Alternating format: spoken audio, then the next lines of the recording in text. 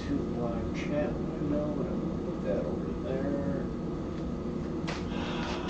Move this over.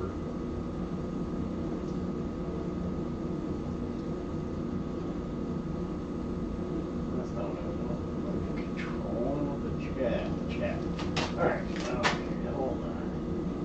Let's get rid of my controls.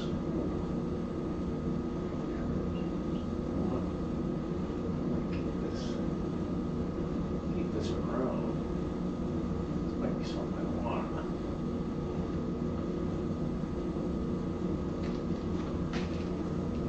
Let's chat over here.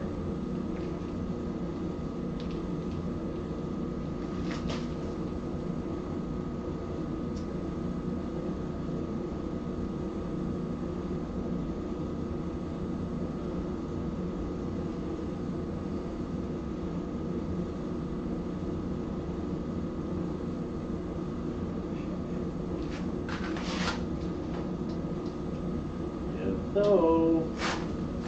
All right, we're a little late coming in today because,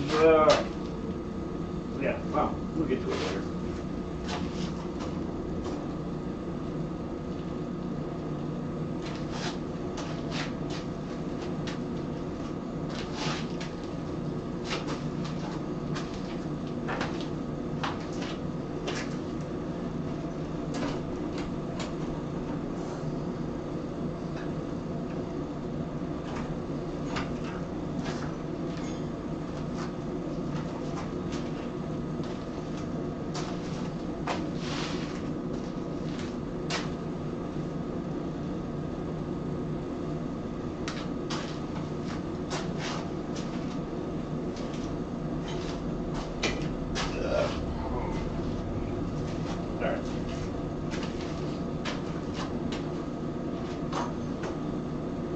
So,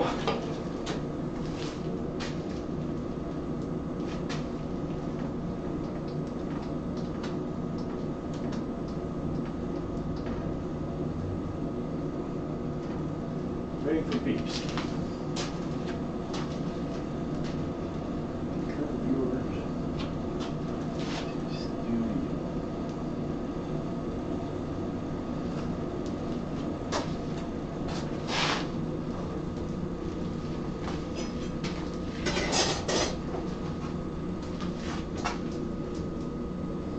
Drop frame 7.17. I got more drop frames in this thing than I've ever had in every stream. Figure, go figure.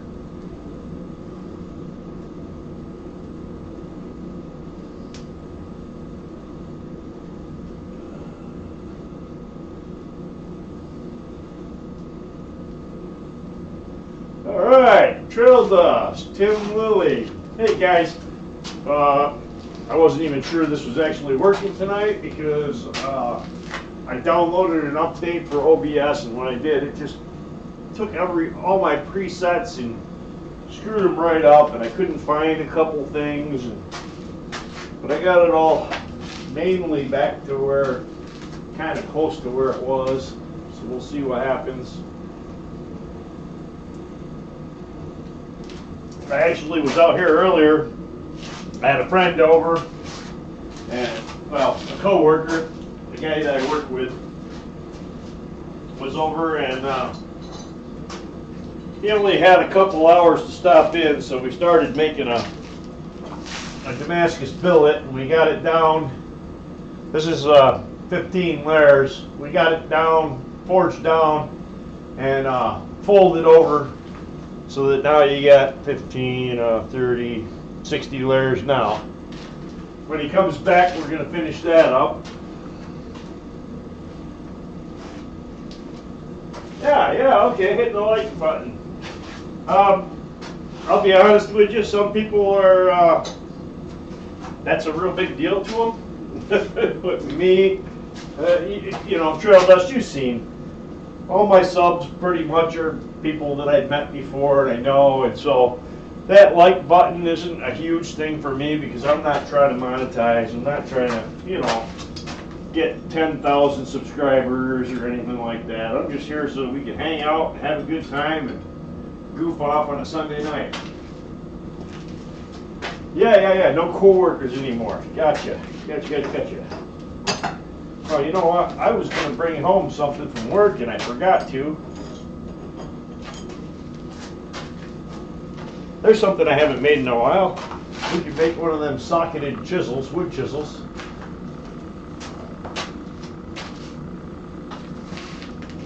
And I'm not even opposed to doing something that I've already made, because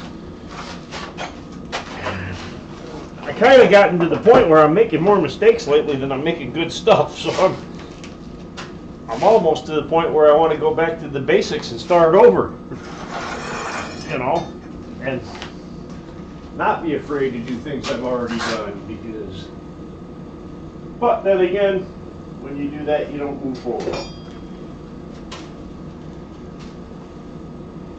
So I don't know what we're making tonight. I just have no idea.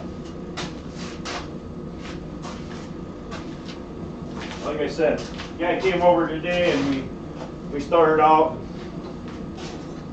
his billet that, you know, we got up to 60 layers once we weld that back together, and I've got another whole billet that I did the initial weld on. But I don't really want to play with that right now. So now I'm wondering what I want to do. What do we got? You have 12 subscribers? Well, I didn't even know you had a whatchamacallit?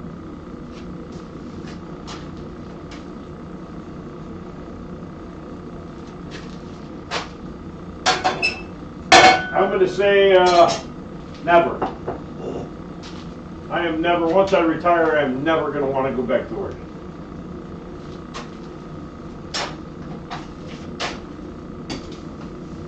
Alright, let me get this fire going a little bit. Maybe do a warm up thing here or there.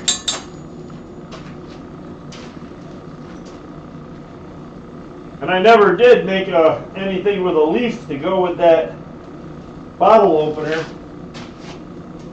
And I put the, last Sunday I went to the, my local meeting, blacksmith meeting for the group, and I put it in the iron in the hat. So that's gone. And I never did put a leaf or anything on it, so I guess I missed out on that one too. Which is no big deal. 12 disappointed subscribers. Well, now that you're retired, you'll have more time. I don't know, can anybody think of anything real simple we can make tonight? Because I'm just fresh out of the ideas right now. And I could take some coil spring and make up a couple punches or something, and just to add more punches and whatnot to my selection. I have some coil spring pieces.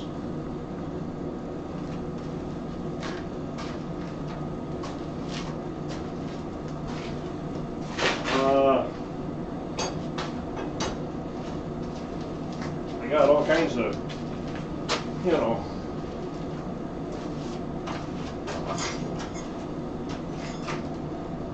just regular stock.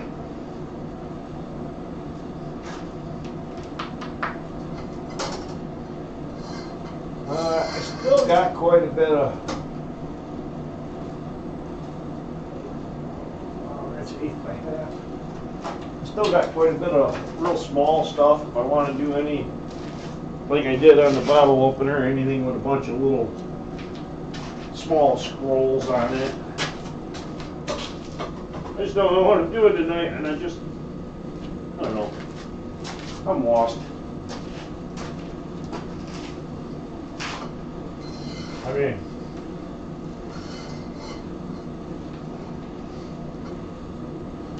if I grabbed out a piece of stock and I just made an eye punch. Okay, an eye punch for doing a Now, which type of eye punch, Tim?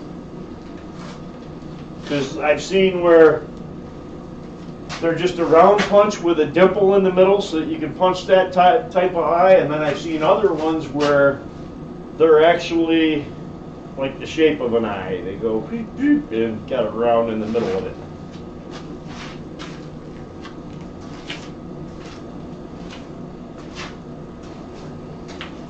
Let's throw a piece of this in. This looks like it's about 5/8 round. Yep. All right, let's get a piece of coil spring in there and we'll get it warmed up.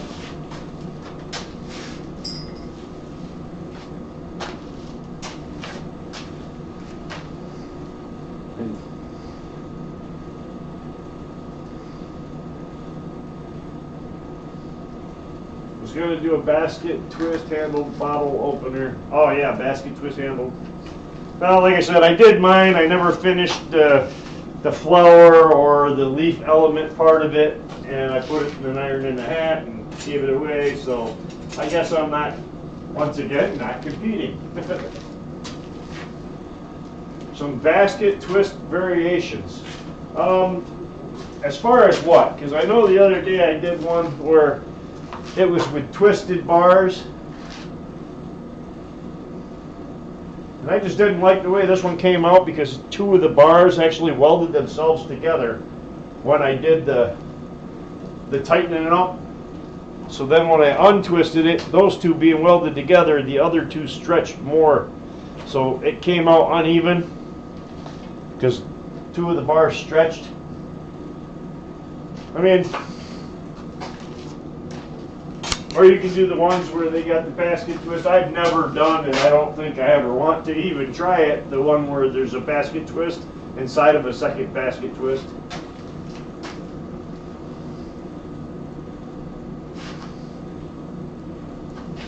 Yeah, I mean, that's just a basic, that was with square stock twisted. I mean, they're easier to do with round stock.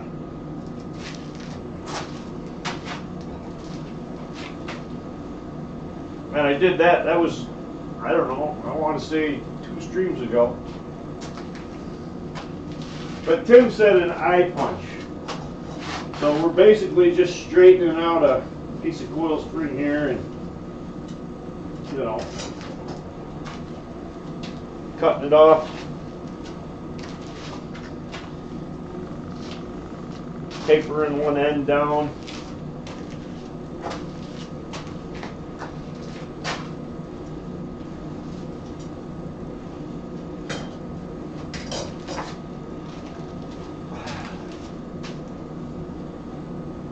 Yeah, I mean, like I said, I've already got one of them over there in this little pile here, and this pile is honestly all my mess ups.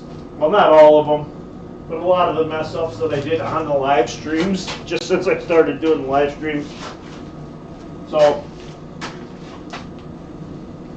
that's the island of misfit makings, or you can call it the sacrifices to the gods of forging, whatever you want.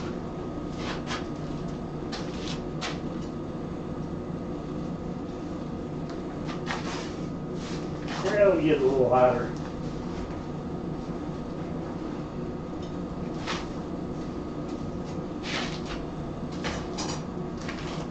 Yeah, I was just watching a TikTok blacksmith. My wife was sitting there, I was sitting in the house. After my buddy left, I went up and split wood for a little while, and then went in the house, and sat down and rested for about an hour before this came, before 6 o'clock, and I had to come down here and do this. So I was sitting up there, and she sent me some TikTok blacksmith that was on TikTok, and I watched him for a little while, and he was making hairpins.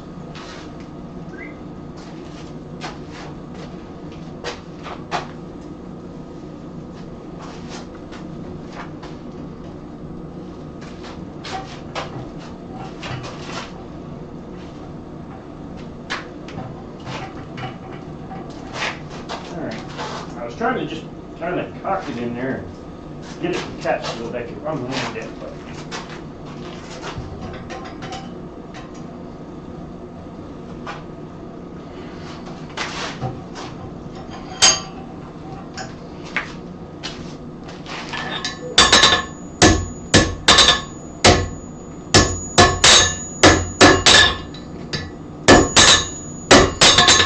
so I got a little bit straightened. I'm going to go back in the fire, heat that up, and go ahead and cut that spring right off.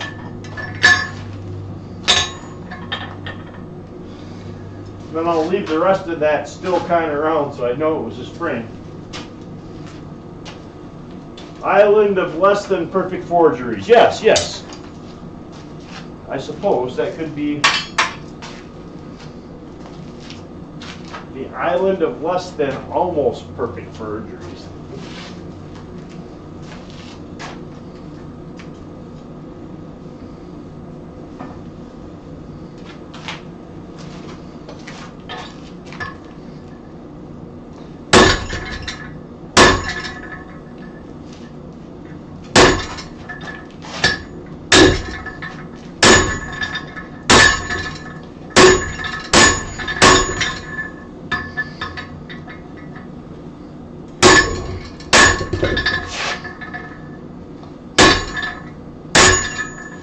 Alright, I got a big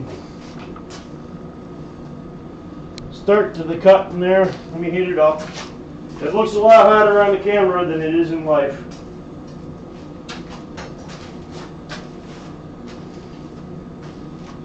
A.T. Smith Custom Creations. How you doing?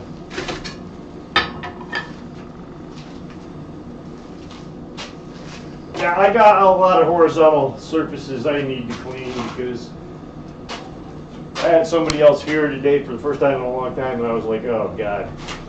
Yeah, I need to open up the door on the end of the shop, come in with the excavator, and just start dragging stuff out. And not nicely, I mean just grabbing it with a thumb and throwing it. And I got a surface grinder that I converted over to use 2x72 belts, but it only works so-so. Not what I was expecting.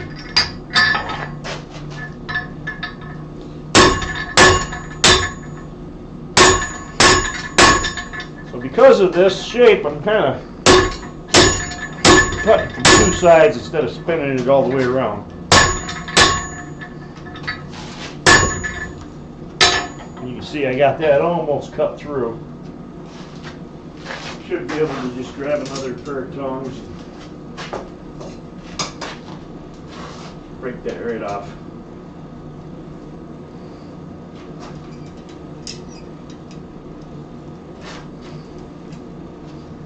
Alright, let's get that piece in. Get this piece sitting up there out of the way. 5/8. So first thing we're going to do is straighten this out. I mean,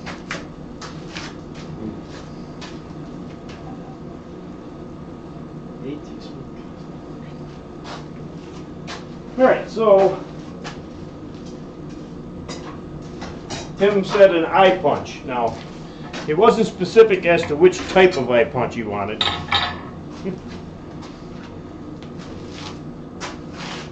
Whether he wanted just a plain round eye punch.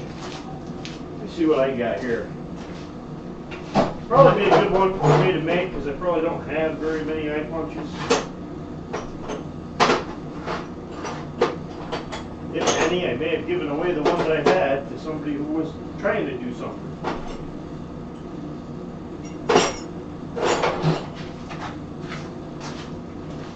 Here's one that I still have. And you can see that it just comes down like a punch, and then it's got a divot in the end. I don't know if that's going to focus on it, but it's just a divot in the end, and when you drive it in, it leaves a raised eyeball. So, first thing you decide is what size you want. you know, how big that eyeball's gonna be, so that you can take your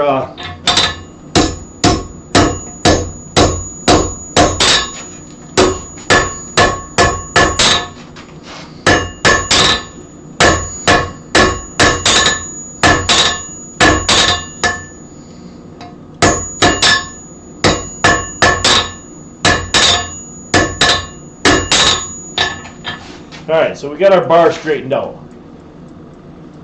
So like I said, one of the things you got to do is you got to decide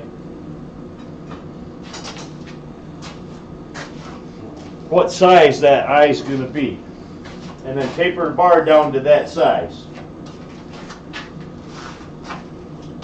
So like this one, that's actually, I don't know, maybe 5/16 across.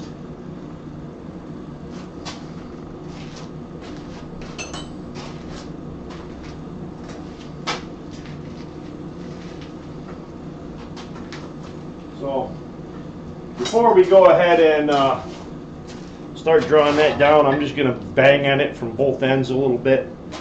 Take out any of the cut marks and stuff like that. Give myself 2 good straight ends.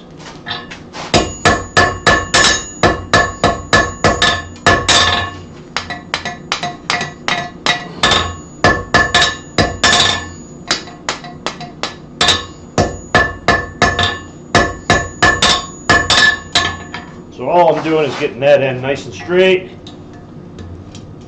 I'll flip it, and I'll show you why. Because that end where I cut it off isn't straight. It's a big V on the end.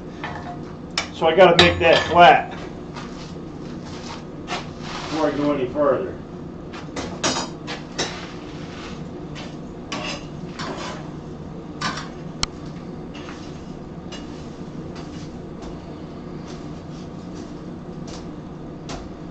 I got a buddy that lives a couple hours north of me. Ran into him at a meeting last weekend, or was talking to him, and he was out of coal and he's low on funds and whatnot. And we were discussing that maybe what I might want to do is I have a dump trailer. It's a small 5x10 dump trailer, and I can take my dump trailer down to Pennsylvania and buy straight from the mine, where it's dirt cheap.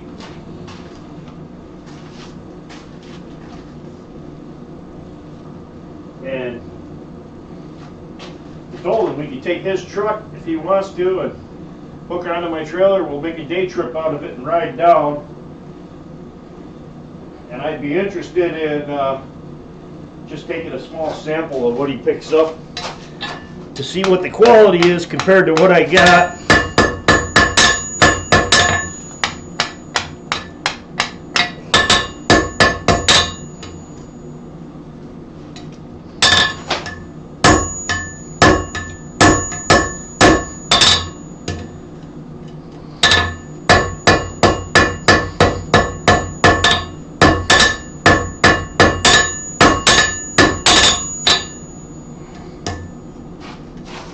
What I'm doing is still just trying to make that edge nice and flat.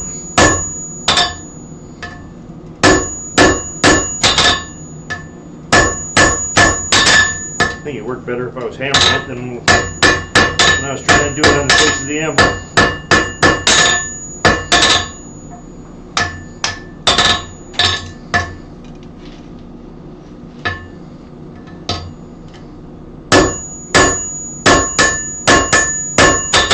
So now instead of having that V in the end, I've got it nice and flat.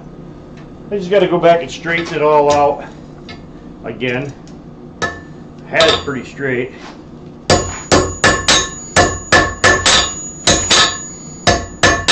But I mean, this isn't anything that's particular to an eye punch. This is any punch. You're going to have to go through these steps when you're making it out of coil spring.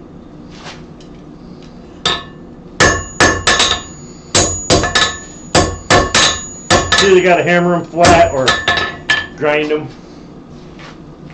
All right.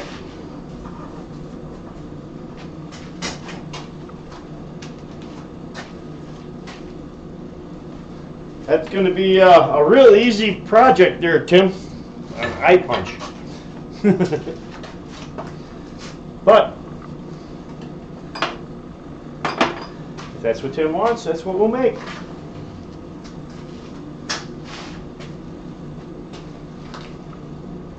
A basket twist handle bottle opener. Yeah, and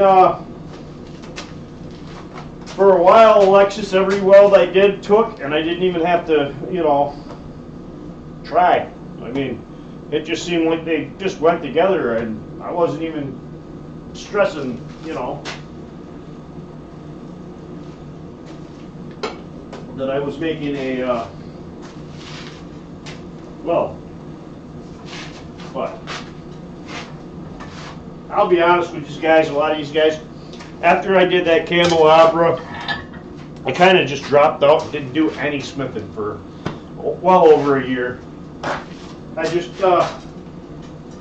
after you make something like that, it's like, now what do I do? And, you know, I kept thinking, oh, I got to go bigger, I got to go, you know, but I couldn't really figure out what I wanted to make. I kind of dropped into my little depression.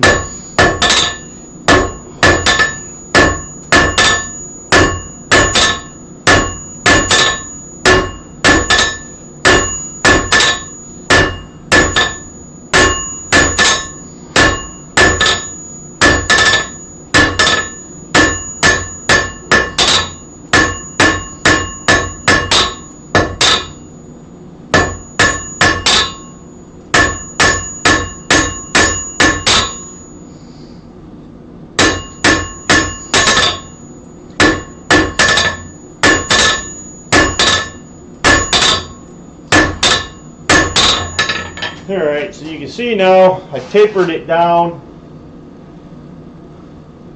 four-sided,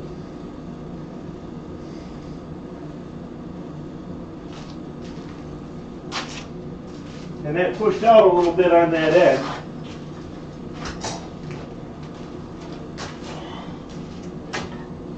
So now that we got it four-sided tapered down, I got to decide if I want to go a little smaller. Right now is the size, whatever size square you take that down to, you're setting. Struggling with eye punches. What part have you been struggling with though, Tim? I mean, an eye punch is pretty much the same as any other punch. Except in the end, you're going to go in and put a dimple in the center. And then use something round to drive it into to make it a round indentation. Alright, we'll go a little smaller.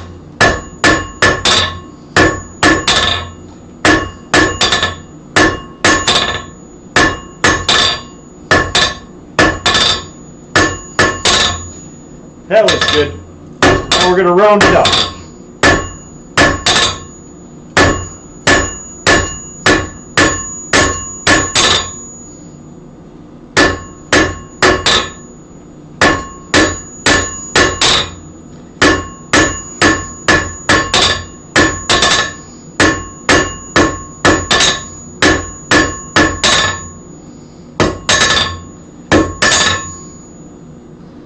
So when we round this up,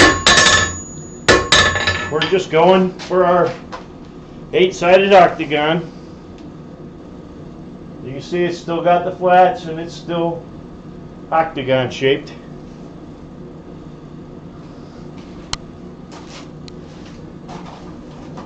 Then we'll go back and we'll take all the corners off that octagons.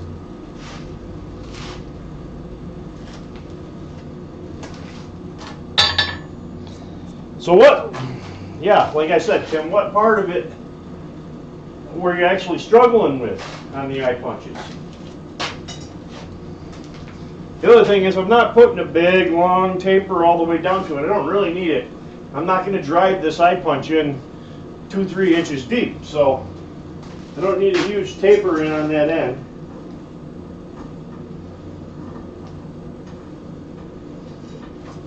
I'm also not taking it up really, really hot because I don't want to destroy the spring steel. So I'm pulling it out, I'm still working it. It looks hotter than it is. I'm working it at relatively low temperatures.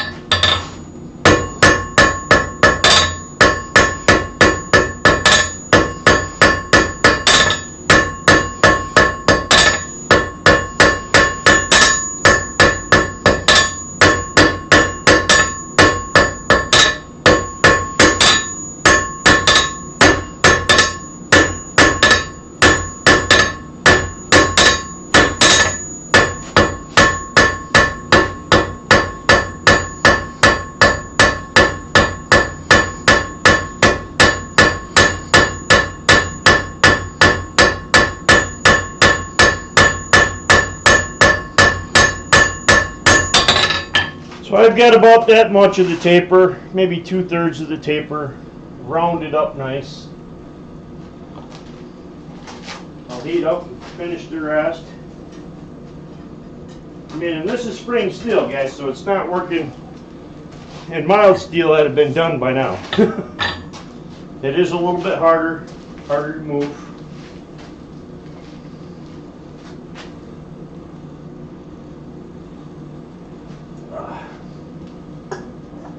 Stephen Parsons. Hello, Stephen Parsons. I'm not sure I know Stephen Parsons. Do I know Stephen Parsons, guys? Sometimes people pop in and I don't know them, and sometimes they're friends of your friends, or they may be somebody I met and just don't remember.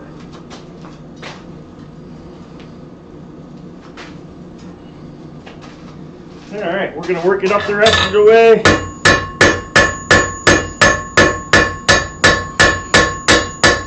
And it looks like I'm just spinning it at random, but I'm not.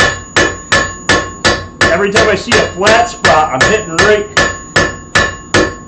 on the edge of the flat spot, knocking the corners down.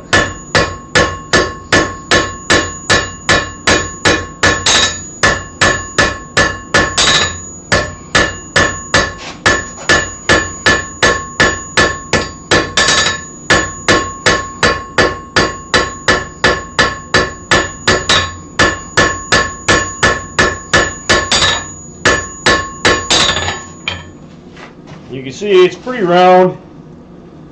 The hammer marks are pretty small. It's relatively smooth. It's pretty straight. It does need to go a little bit in that direction.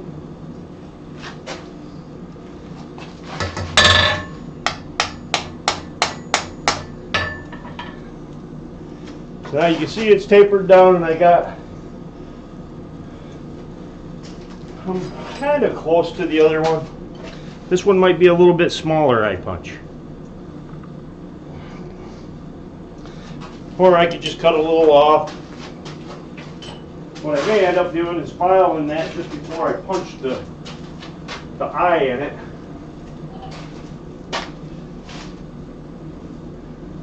Stephen from from Island Metal Forge, yeah. Okay, Stephen Parsons from Island Metal Forge, okay. Yeah. You know.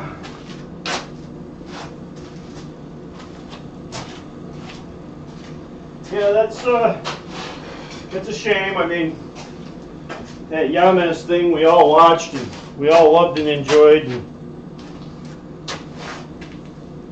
you know, he just lost interest. I could tell long before, you know, he announced it, but that he was losing interest. And I've seen enough blacksmiths go through it, you know, get into it and lose interest.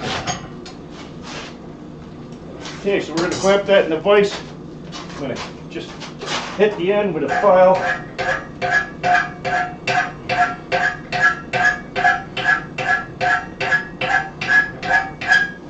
Make it nice and flat, so it'll be easy to find the center with a center punch.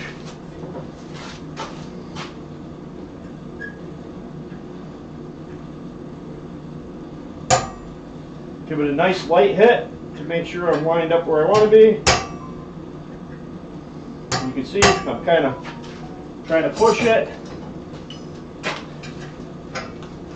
when it's turning, so I'll just turn it 90 degrees so that I'm pushing it against the jaw so that it doesn't just want to tip.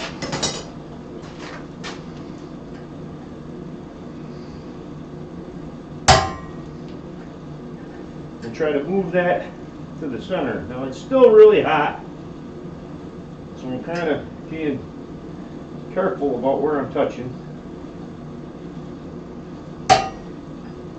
There we go. Oh. That's why we do light hits. So when we mess up, we don't drive it too deep. And once we get it where we want it,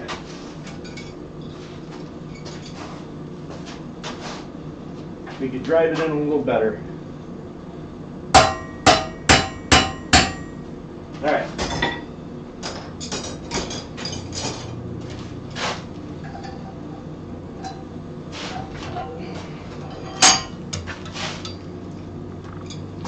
Okay, so what I've got is a little dot right in the end of it with my center punch.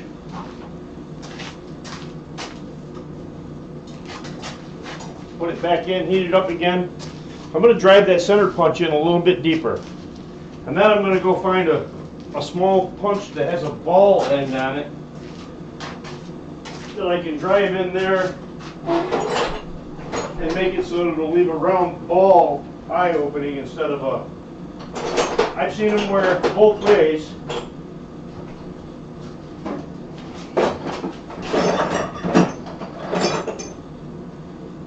That one's a little big. That one's probably good.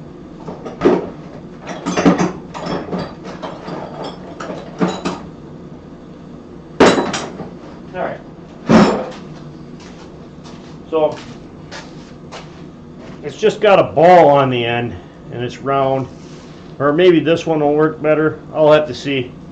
I'll obviously try with the smaller one first. Or, to be honest with you,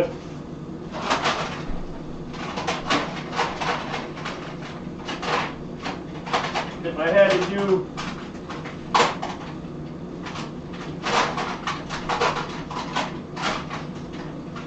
it a different way, if I didn't have a punch pre-made,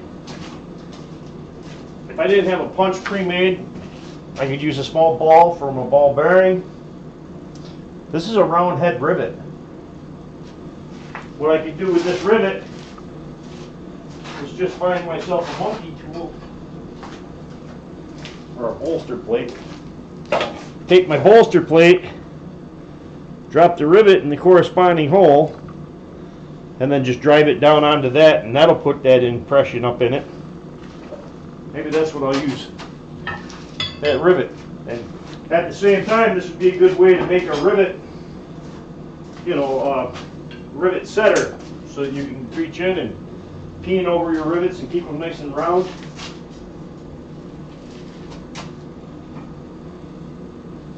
Alright, let's see, I want to brush this off first. A lot of scale on it, sticking down in the fire.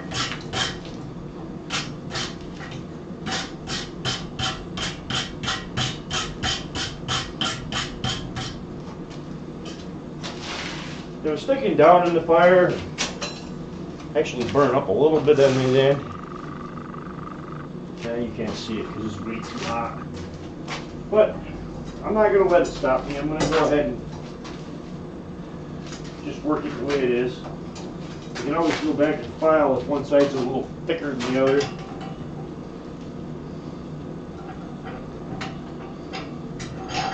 Yeah, Steven, I just kind of do these live streams every now and then on usually at 6 p.m. on Sunday afternoon, but I just started doing them.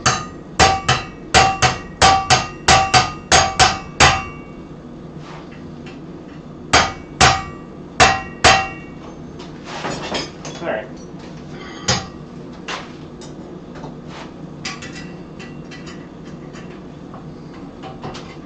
You can see I put a pretty good, drove it down in pretty deep. But you can see how that hole was pretty centered, but now it's lopsided because it burned away one side a little bit. When I put it in there and I was over here looking for a punch, which I'll flare it out a little bit and then I'll just go in and we'll file that. I once used a store-bought rivet to make my, yeah, you said it, LOL. My rivet header or my rivet, yeah, I guess it'd be a rivet header, even if you're using it to back up the good side of the rivet. Rivet setter, I don't know.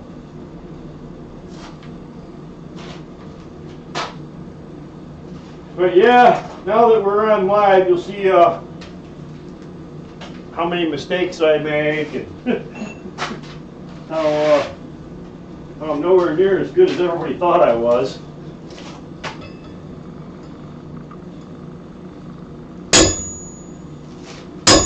I'm turning it.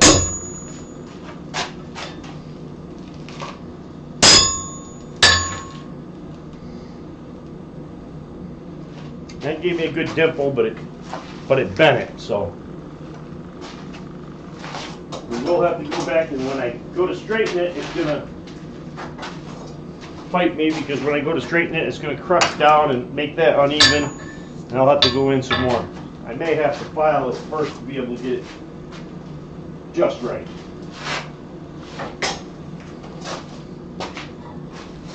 Oh.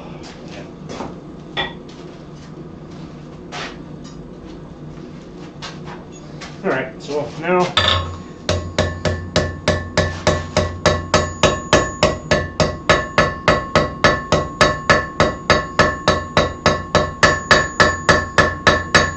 not getting it perfect, but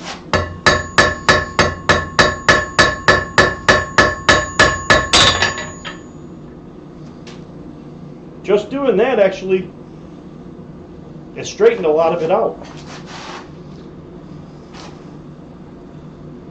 I mean, it's got a nice eye punch shape to it. What I'll do now is I'll flip it around. I'm going to leave that side just the way it is. We're going to see what it looks like.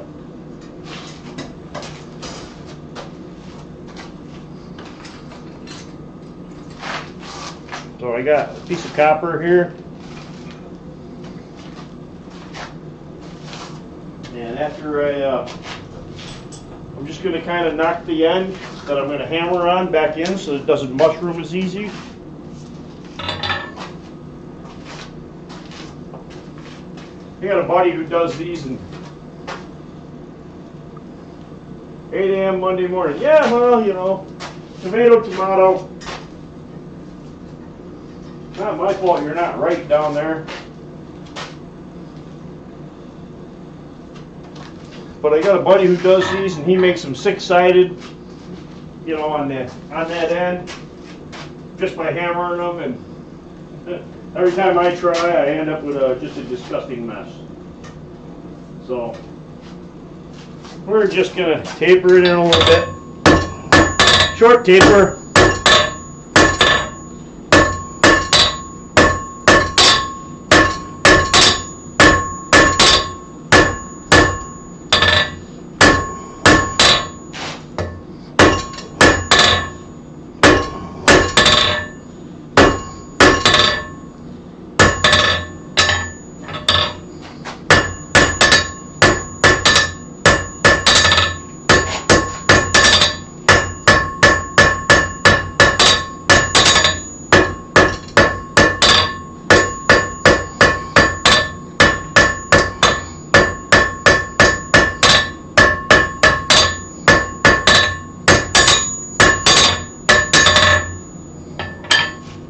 Alright, that end's pretty straight. Knock it in a little bit. Try not to mess up my other end by bottoming out with the tongs.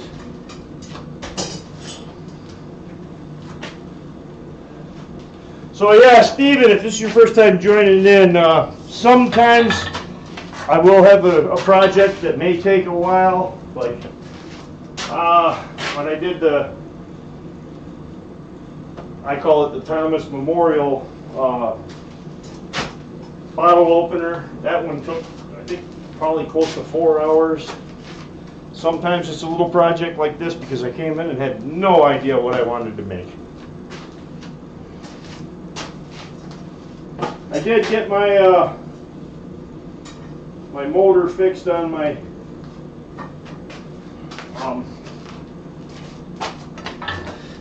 power hammer. It was just a run capacitor. This is what I thought it was. Because it would start up fine and then run for a couple minutes and then trip out. Alright, so that end is just tapered down so that it doesn't split off on the end when you hammer that end.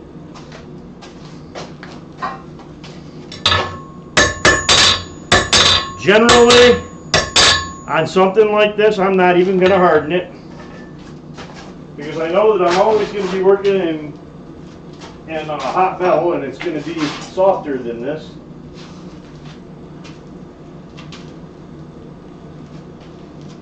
Yeah, I can explain. Thomas had a bottle opener collection, and I made him a bottle opener for his collection. I actually made him two.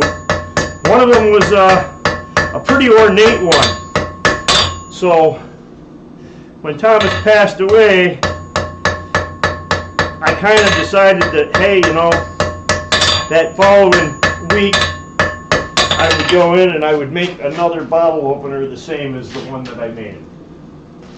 So, Tim, that's about it. I mean, there's your eye punch. It's straight, it's tapered down, it's rounded up pretty good. There's not very many hammer marks in it. I can keep hitting it with my brush at temp, and it'll knock a lot of scale off and make it really smooth. I don't really care. Actually, this is cool enough now. I'm going to quench it in water. It's not going to crack. It's already down to probably below 900 degrees. In the end, I'm holding it in. It's still warm, and that's your end that you're going to hit with the hammer. And I can almost guarantee you that it's not hard. I'm going to put it in here and see if a file skates across it.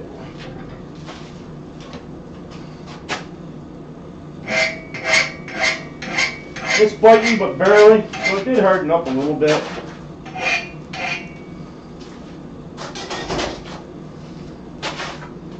But that's pretty much all you got to do to make an eye punch.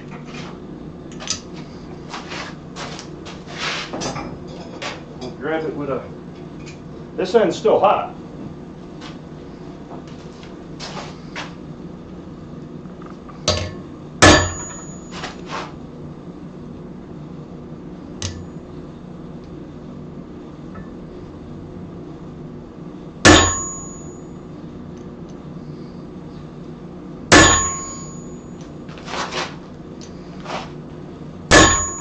Now I'm driving it pretty hard. This is not annealed copper. It's hard, which is why I had to take several hits. And I'm just going to set that off to the side.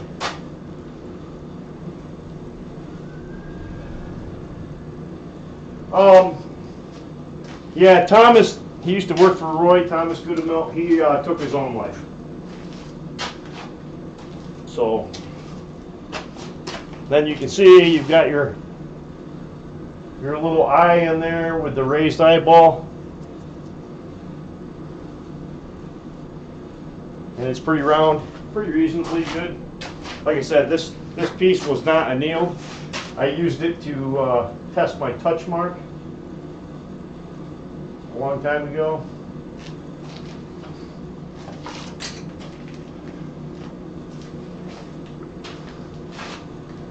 Wait a minute, we're getting closer to the grinder end. We'll split modulator to run the motor control board last week. Just need to get steel to the low frame now. Yeah, he used to work for Roy at Christ Center Ironworks. And Thomas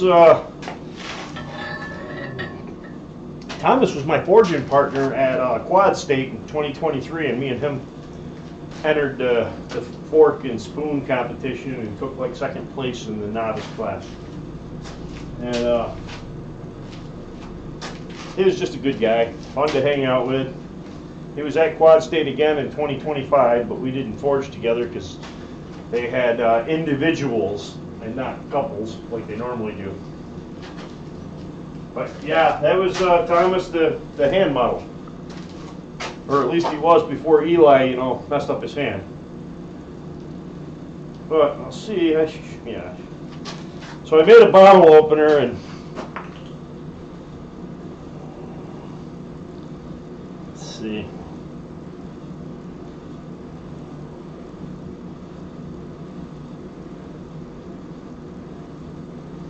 I made a pretty decorative bottle opener. So then I went back and I did, this is actually the one I did on the live stream. As like a, hey guys, here's, you know, Thomas had this collection, and, you know, this is the one I sent to him, and, you know, I was just thinking about Thomas, and I decided that I would make another one of them.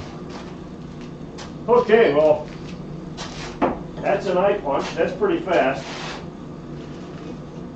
Like I said, this will go right in the drawer. It's nothing fancy. It is an eye punch. It punched an eye. What you can do is you can come in and file or grind away and make this line on the edge a little bit thinner, because that eye punched way in before it left a nice dome. And it didn't punch in sharp. It punched in, it's hard to explain. Hard to explain, but that end, I'm going to not even quench it or anything. I'm not going to do anything with it. Just like that, it's going in the drawer. Now I got another eye punch to play with. You know, if you want to do dogs' heads or...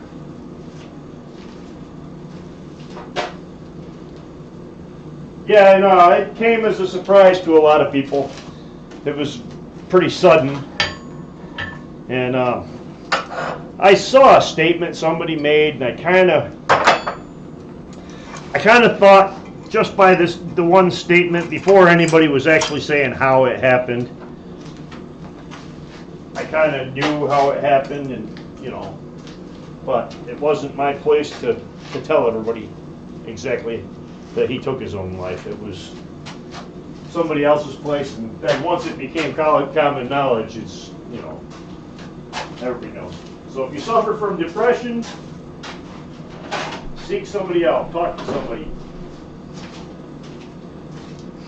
Because sometimes the people that look like they're the happiest in the world are just the best at covering it up.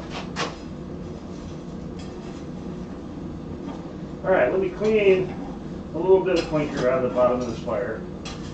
Like I said, I absolutely hate this coal that I have. But I got a lot of it, and it was dirt cheap, so I will live with it. I will use it. I don't hate it enough to throw it away.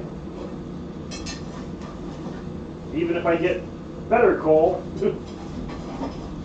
And I may put it on the back corner and save it for, you know, a rainy day and use the other stuff first, but actually I can't say that. I have about 10 more bags of really good stuff that are, there's a counter over here. This counter is about, I don't know, I want to say 10 feet long, and under that counter is just all bags of coal stacked in behind all that garbage in front of it.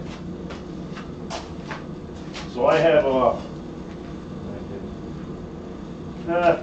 27 bags of coal there right now. So I don't think I'm going to run out anytime soon. Alright, let's see, what else can we do? I know, one of these days I gotta actually figure out a style that I want to do, and I want to make a probably four-piece and not three-piece trivet. But if I make it with 4 legs, is it still a trivet?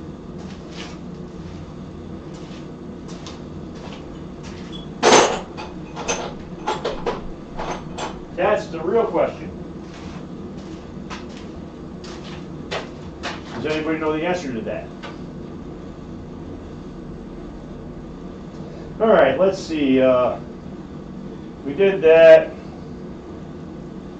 Who knows? I might just practice. I might just make a leaf real quick or something, because I'm so out of practice that I make more mistakes than anything else these days.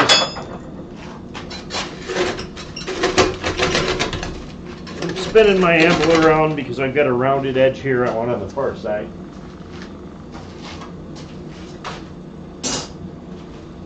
I probably probably safe to assume that everybody that's here has probably seen me make a leaf at least once.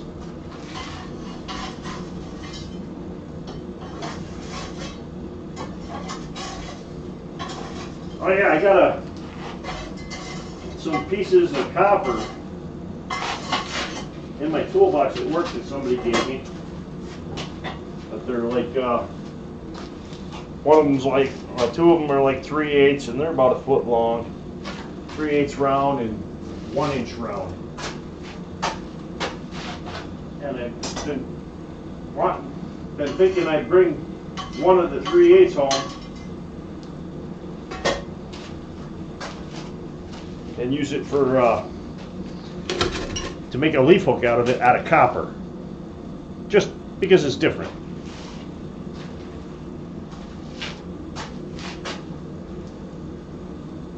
Alright, so we got 5 concurrent viewers. We were up to 7 different people. Leaf, yeah, there was that one time. Yeah, Lexi's probably seen me make 10 leaves. You know. Another one that I'd like to get back to doing is working on the spatula. You know, the basically starting with 1/4 or 3/4 by 1. I think it was 1/4 by 1. Sorry, 1/4 by 3/4 or 1/4 by 1. Not 3/4 by 1, but flat stock. Getting back into making the spatula out of just the 1 bar. I kind of haven't touched that in a long time, and I made a few in a row, but then I figured you guys just didn't want to see the repetition. So then I made my American chopsticks, because these actually had parts out here that broke off. From over here in my pile of mangled metal makings.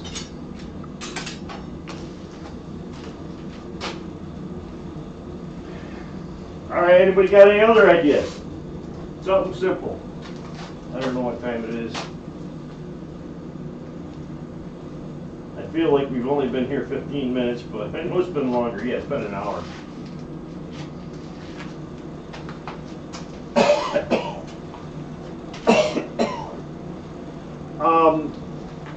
I don't think I've made a cent off of YouTube. My 25 followers, right now I have 4 viewers concurrent, you know, so yeah, I don't think I'm making any money yet, that's for sure. Why don't you ask Yames how much he made, and remember, he had a lot more viewers than I did. But I don't really care. You know, I mean, not to sound rude, a leaf bracelet out of a soldering iron.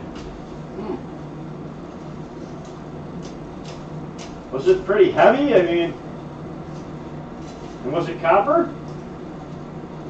I think a lot of them soldering irons are. Maybe not. I could be wrong.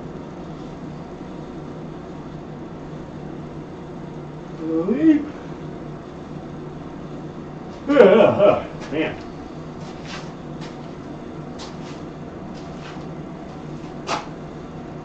There's a guy that I was watching a couple hours ago on TikTok. I don't even remember what his name was. My wife, we're sitting on the couch. My wife sent me a link. There's some guy that was blacksmithing on TikTok. So I watched him for a while. He was making hair pins, basically. Which I've never really made one.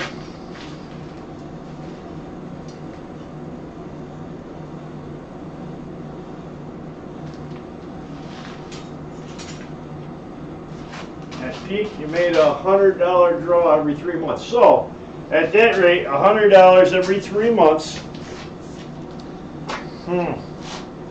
I think I could put that much away. How many months do you think it would take me to cover a plane ticket? And then I'd need a rental car, a hotel room. Well, you know, I don't trust you, Lexi. Last time we camped together, you were getting a little handsy.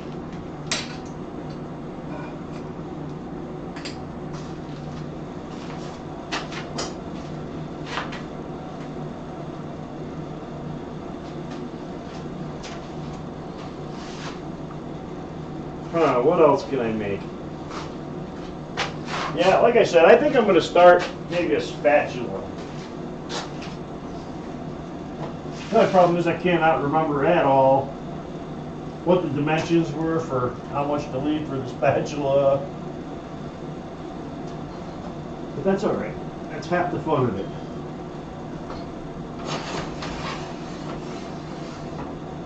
That's 1/4 by 3/4, but I think the spatula I needed 1 inch.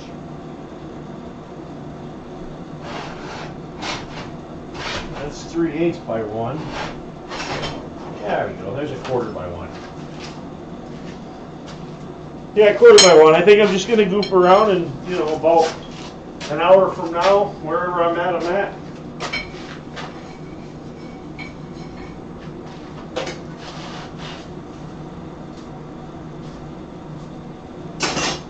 I got a piece of 1/4 by 1 in there. I'm gonna hang about 2 inches off the end of my anvil, and I'm gonna come in. You know what? I might even turn this a little bit and come at it this way, so that you guys can kind of see. Because one of the things that I was working on was to improve my hammer control, and this was a really good practice because you're necking down the portion right here without a guillotine tool. And that was just all hammer control.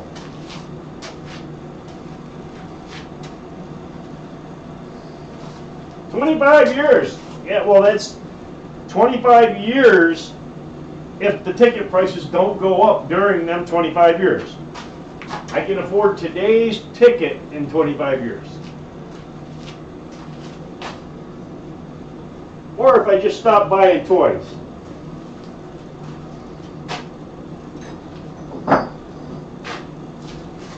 Because I recently went out and bought one of them little Chinese mini excavators. And I wanted to, you know, I get a lot of free firewood, but a lot of it's real big 3-foot diameter maple chunks and stuff because nobody else, you know, they'll cut down a tree and they'll cut all the limbs and they'll cut down the branches and everything, and then they'll get to that big trunk and they don't know how to deal with it, and they, you know, they can't reach through it with their little homeowner saw. Or so I'll usually get a bunch of my wood for the year for free. Most years I don't pay anything for my heat. So I bought one of them Chinese mini excavators. I'm leaving about 2 inches. So I'm setting down one side, coming over the other side. And that's just to give you my offsets. Then, after that, I have to work on coming in right close to it without hitting it.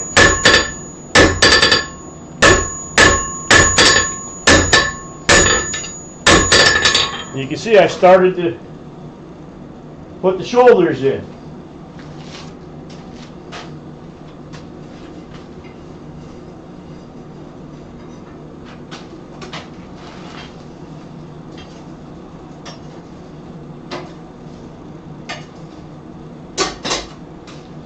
Cost about 10 grand for a 2-week round trip. Flights, transport, accommodation, food, and shopping if I didn't go crazy. Yes, 10 grand. I could swing that, but then I'd have to deal with Adam, and I, you know, made a lot of comments about his accent and the way he talks, and, you know, I'm not sure I'd be welcome in Australia anymore.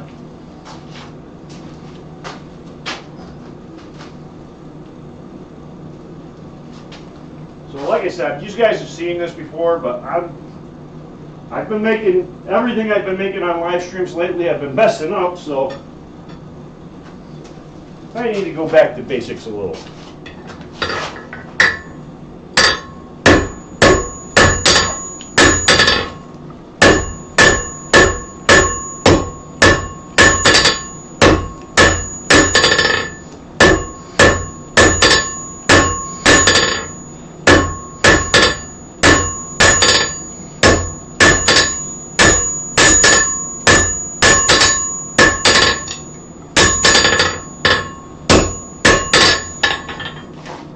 So you can see, I'm drawing that down. I'm getting 2 decent corners on it.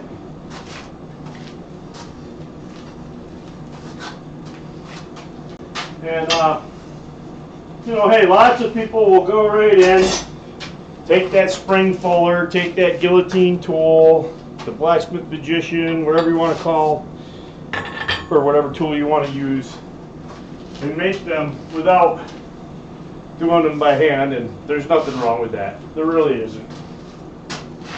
But when I watched the guy make them, he said traditionally that this is the way it was done. It wouldn't have been a 2-man job.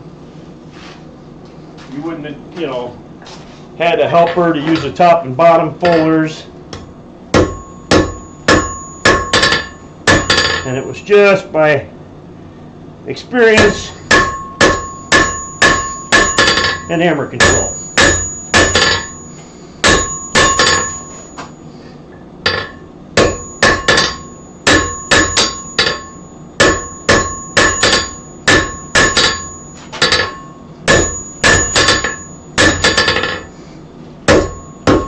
Oh, I hit where I didn't want to.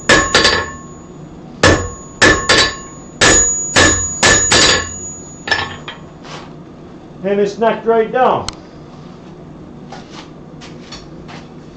I'll hit a little farther back in the bar.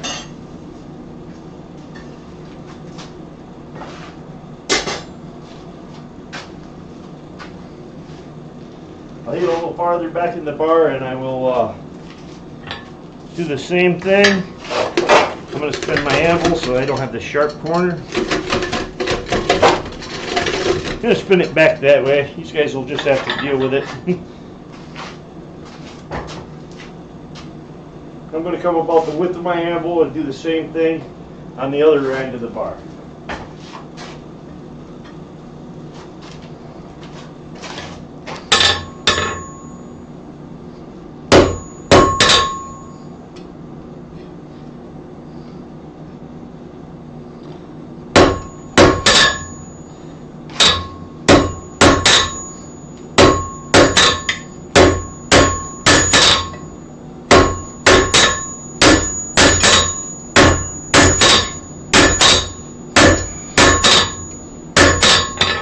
You can see, I'm doing the same thing on the other end. That'll be that stemmy part that comes down before the thing.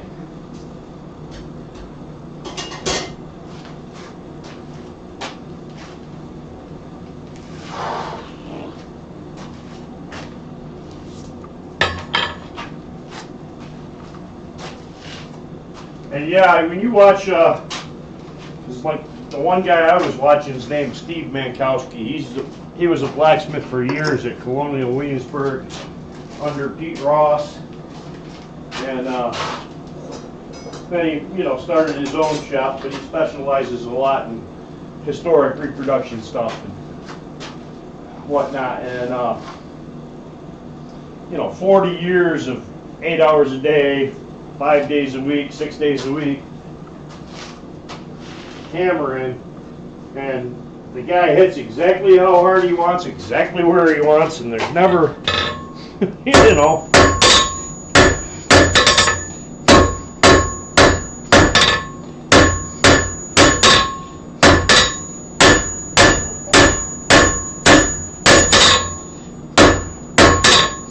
Come in and hit right next to that edge like I just mashed it. He'll come in and hit right next to that edge, full swing. me reset that.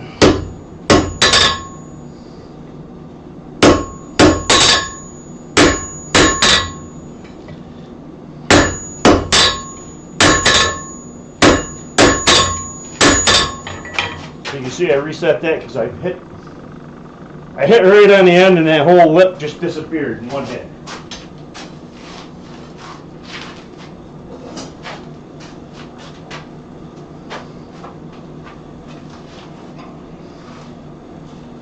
Whew. Yeah, it's been a long day for me. Like I said, I was out there, I was cutting some big maple, you know, splitting out some real big maple ones, but I was taking a little mini X and using that and setting them up on top of the wood splitter. In the old days, I used to quarter them down and they'd still be good sized chunks, and I'd be struggling to get them up on them, you know. They're still 100+ pound blocks, and you're picking them up, setting them on the wood splitter. And after a few of them, your back starts to feel it. Not as young as I once was. All right, let's go a little more.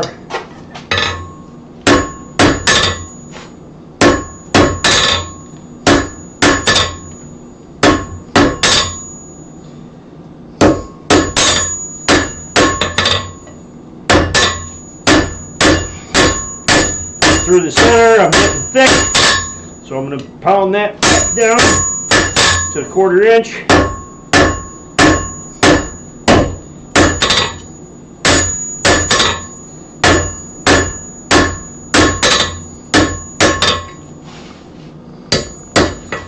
You can see I'm getting there. My center's getting a little thicker than the end, but it's not too bad. It's 5/16 right now. Nothing I can't bring back down easily.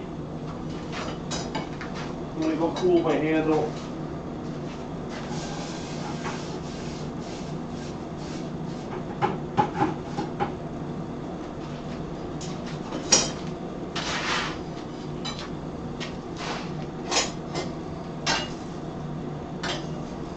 So yeah, this guy on TikTok, I was like, yeah, come check out my my YouTube channel. So if we see a new guy pop up, it could be him. If he paid attention, he might have been like, yeah, sure, no problem. Whatever. You don't know me, you know.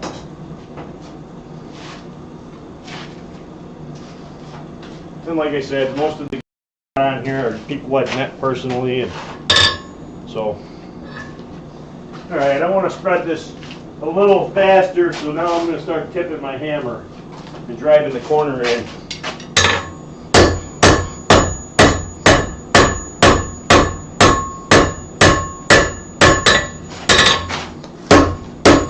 I laid it like that so you guys can see what I was doing.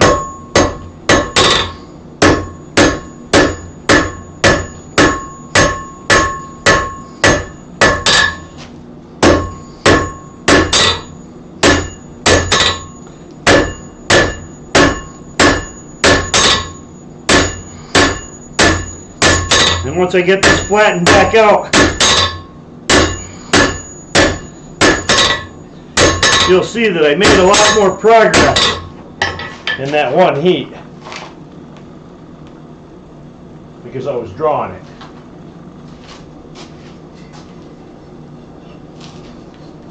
I'm going to do one more heat and then I'm going to stop. I don't want to take that section down to the finished size right now, because I want to, I don't want it to be too flimsy when I spread out the chunk on the end that I left to make the spectral part out of it.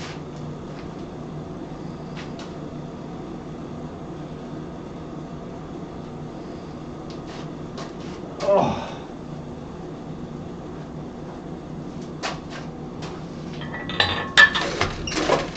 Yeah, if you're in it, unless you've got, you know, your Black Bear Forge or Roy or one of them bigger names that's got a whole ton of videos out there, you're not, if you're in it for the money, it's probably not going to work out.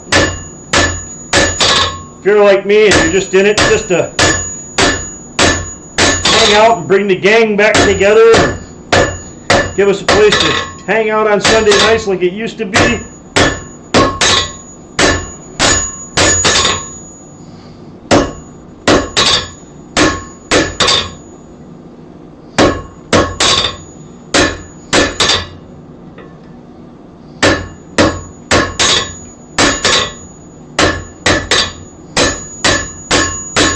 Eventually, that whole section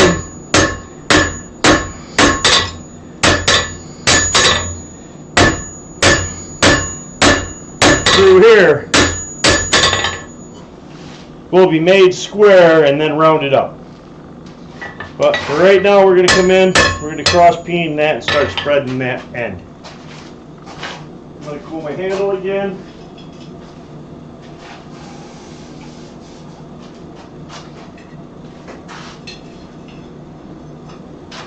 Bar in.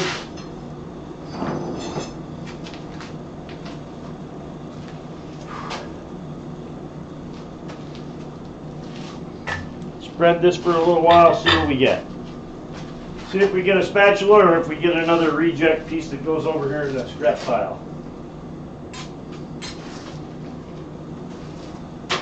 And Steve brought a whole bunch of old antique examples, and the spatulas back then, they didn't have the big monster spatulas that, you know, flat spatula part that they do these days.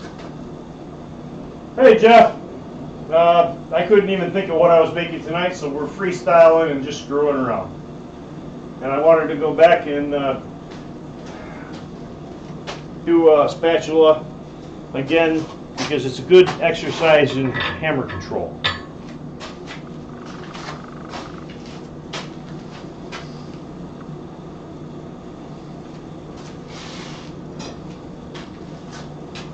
I want to heat this up, get it real hot, screaming, almost welding temp. Because I'm going to do some heavy spreading.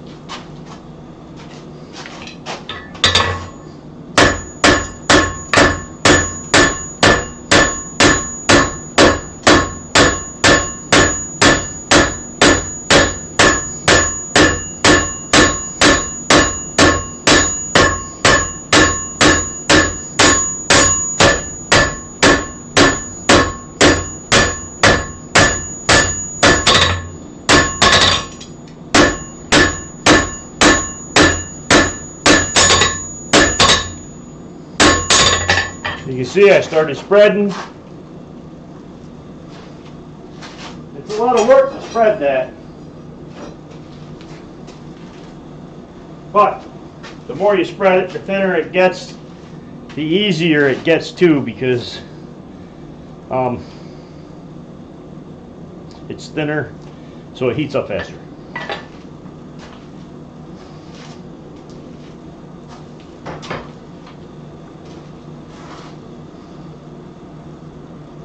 So what's Jeff been up to lately? What are you making? Anything good? What's your latest project? From now on, I'm going to make everybody say whatever their latest project was at when they come into the stream. Sounds like a good idea.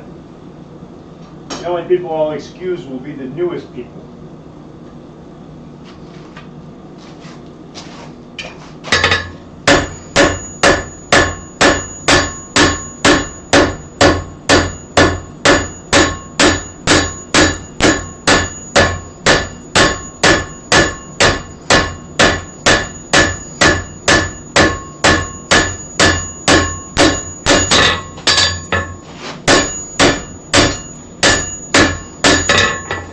Starting to get wider.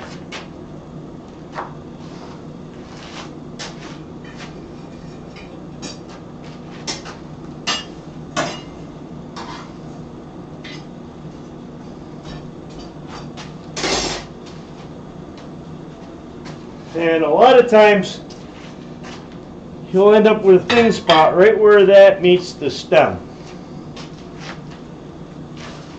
So I'll leave it a little thicker up on that end. You like that idea? I like that idea. You know, it encourages everybody to go out and start foraging, or at least start lying about it, one or the other.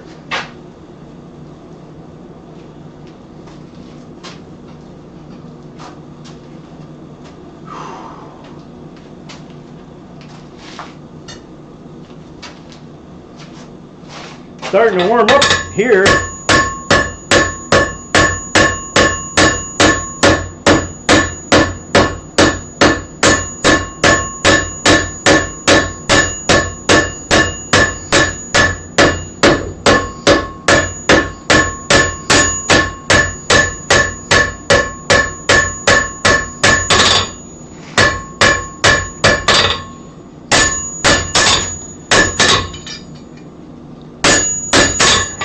Starting to get the width on it, getting the shape I want.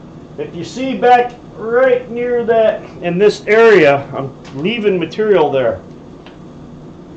Where normally it would get real thin and break off, where the stem, I guess you'd want to call it. Candlestick holder with finger ring. You mean like the candlestick holder, like you hold it and it just goes down and you got like a plate or something? I made one years ago, I called it the Ebenezer model. It looked like, you know, some Victorian age thing. But you mean like the candle holder and then you got some kind of base, the candle sticks up and you got a handle to pick it up and carry it around.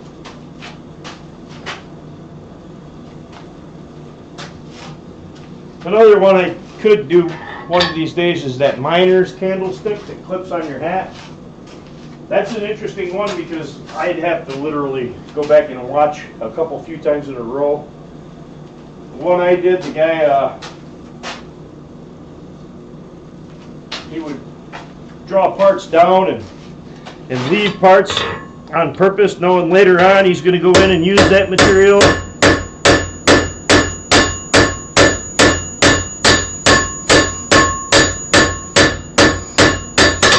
Now I'm pulling out this corner.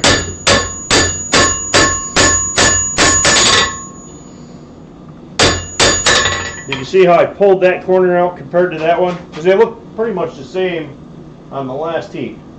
Then I'll come back and I'll have to set it on this edge and pull out that corner because I don't want to get into that area where I'm trying to leave a raised area.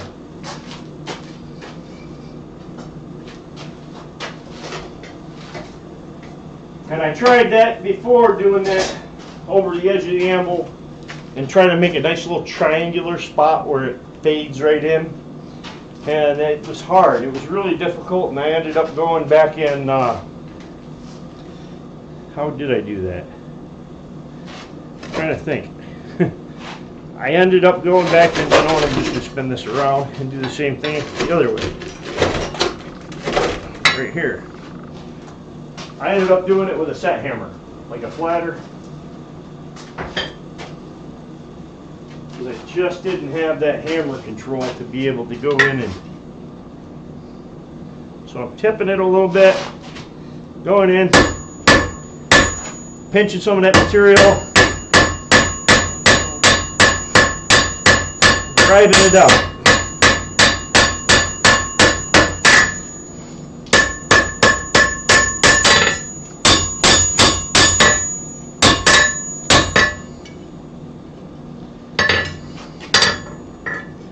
That one actually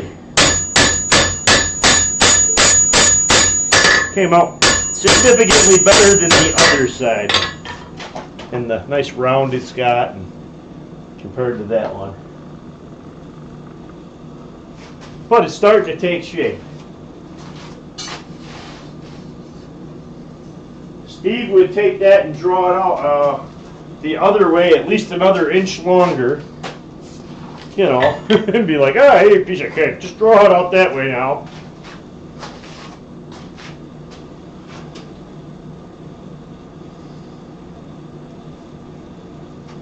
Yeah, I've done some of them candlestick holders with the finger rings, and I've done the ones where you make the candlestick and then it just sits on the end of on the side over the edge of the jar or down in. The candle sits down in, but then you can pick it right up off the jar. But I combined that one with one of them, I call it the redneck Scheinstein, where you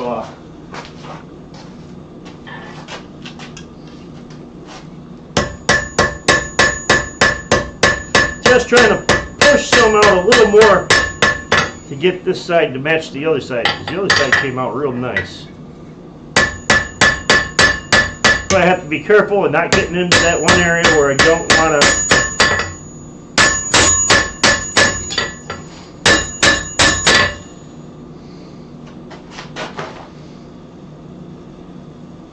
And I could just be nitpicking. Some people would be like, yeah, that's good enough. Alright, so I'm going to go work maybe another heat or two on that spatula part.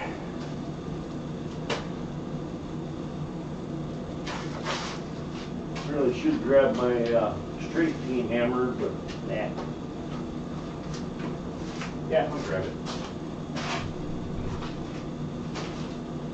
I'm going to take my straight peen because I'm going to try to draw out some more length on it.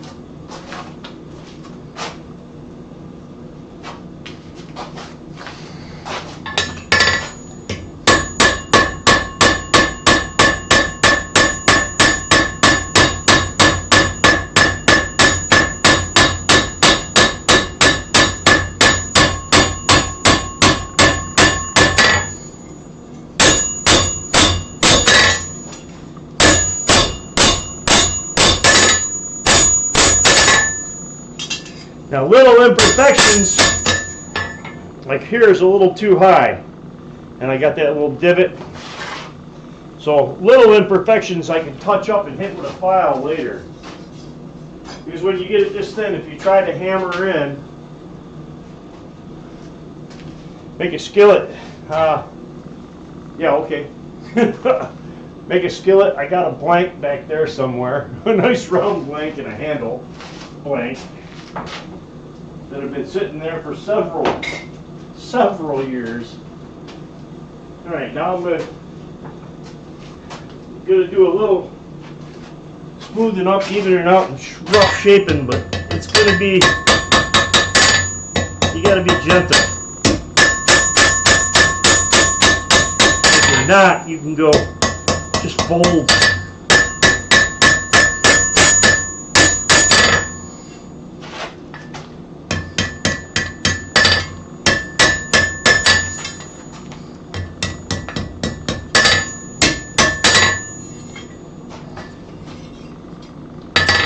Okay, I'm going to need another heat. I'm going to come back and try to fix that corner and match that one. And like I said, if you look at the really old ones, the really old ones and stuff, you'll see that that spatula end wasn't the big, huge spatulas that you're used to today.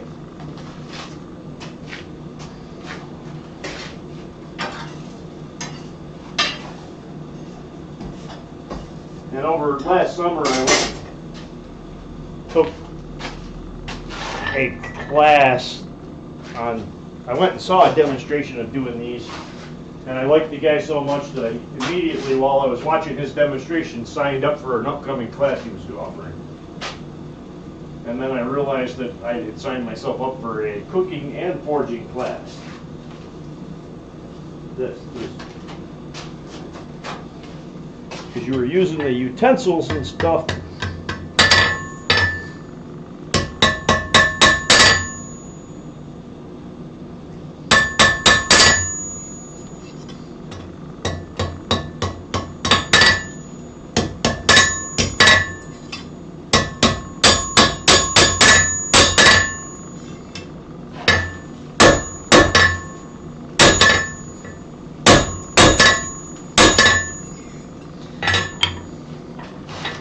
Heat it up again, and I don't know if you can see it. That triangle right there at the end of the stem. So that it tapers right down in, and that leaves you a little more material. Need my pointer. My pointer. Okay. Let's see what I can see. Right here, this spot, right there. That triangle tapers down right there. You can kind of see it good at that angle, how it goes from that thickness down to help stiffen that portion. So now what I'm going to do is I'm going to pull it out. Let me grab myself a hold down. I'm going to get a flatter and I'm going to flatten it.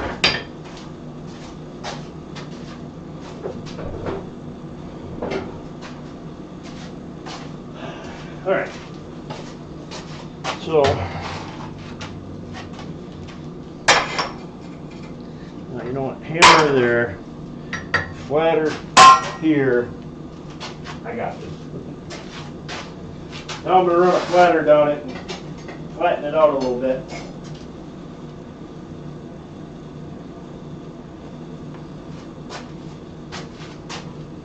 Retired or retard? Well, you get the point.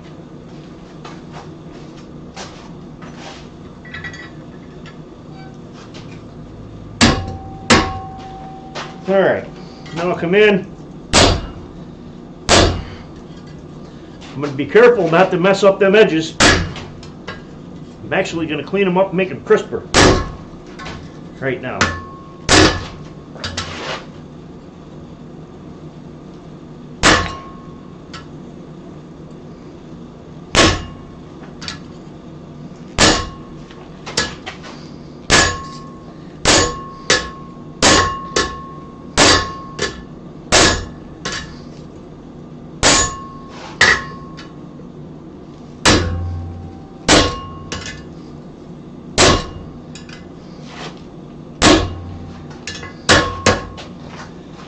Steve would do this, and his goal would be to make it perfect without doing any filing or trimming. But I'm not that good.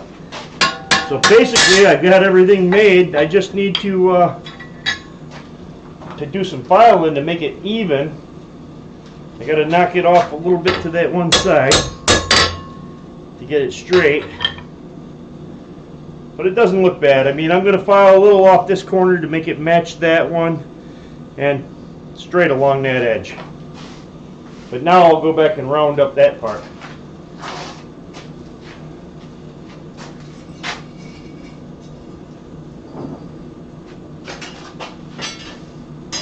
Now, like I said, if these guys get the chance to go see it, my opinion is this, it's just my opinion, you know, and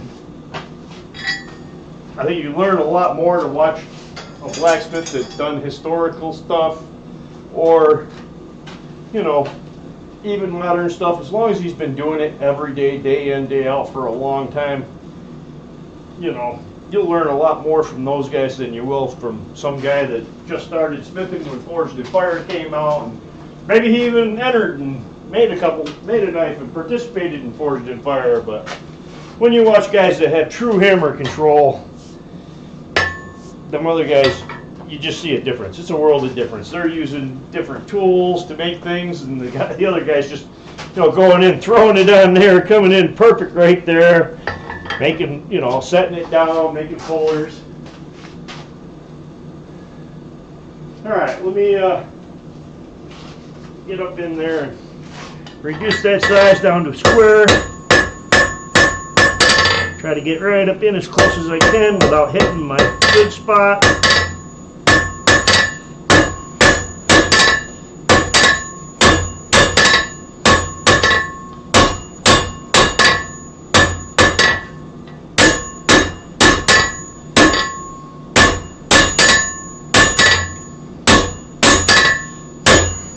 Right now I'm just going for square.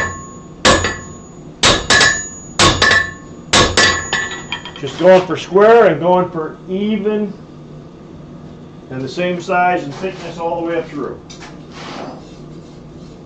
Then once I get that, then I'll go back and round it all up.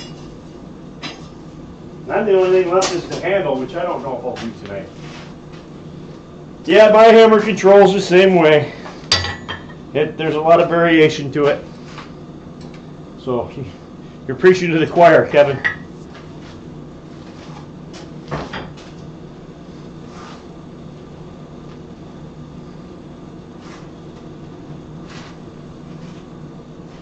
Oh, man. Well, you know what I need? I probably just need something to reinvigorate me and give me some energy, like a drink.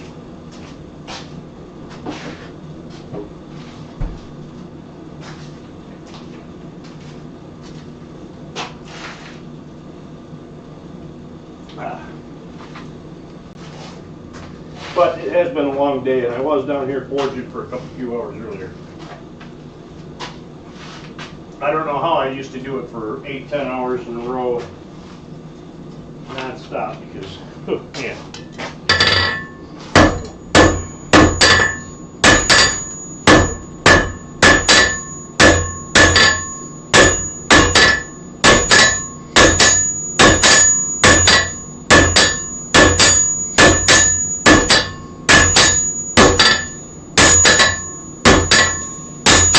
See Rob Huff, he'd be like, oh, you're pounding flats, which right now I am. Really bad practice.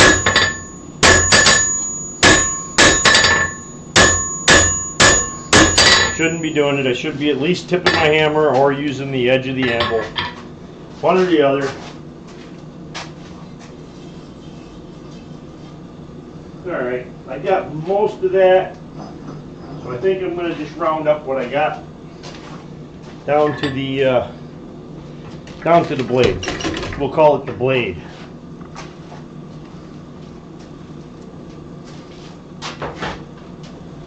Yeah, and I mean, you guys also got to remember that, you know, when when everybody sees my work, you know, like my bigger pieces that I take out in public and, you know, stuff like that, they're not seeing how many mistakes I made. You know, when they see my candelabra and then nice scrolls on there, they're not seeing the 10 bad scrolls I made before I made the jig to make good scrolls, you know.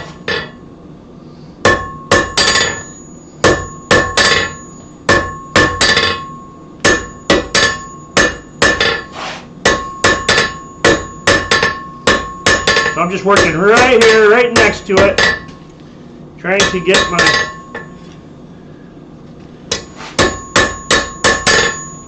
bar around ish.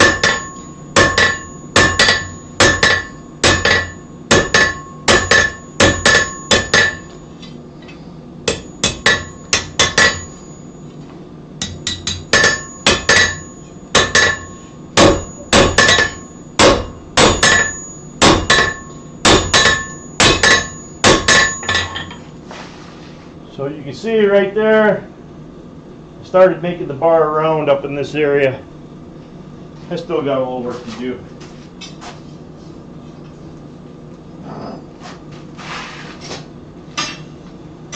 And I'll be honest with you, I didn't spend enough time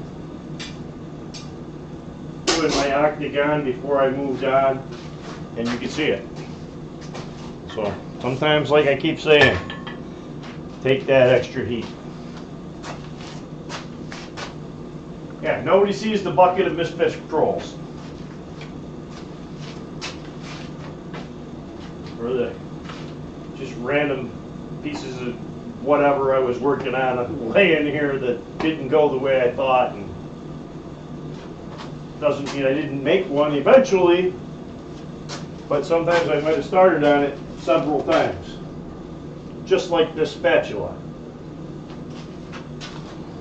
I haven't been able to make one with it blade that nice yet.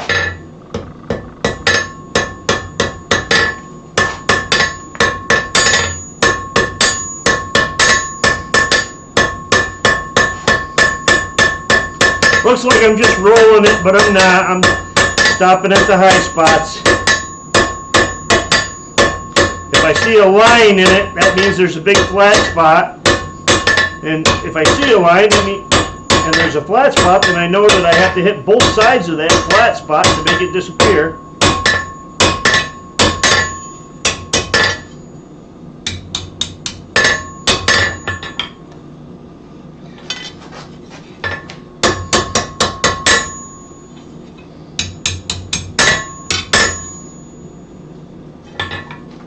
So you can see I'm starting to round that all up.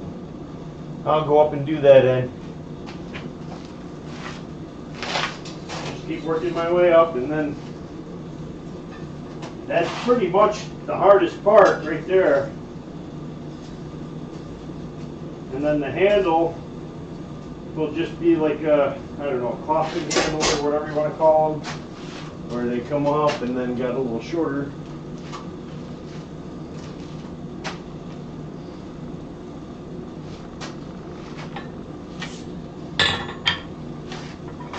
And yeah, guys, as always, I encourage these guys, if you want to have side conversations and stuff, have at it. Keep yourself occupied, because watching me is like watching paint dry.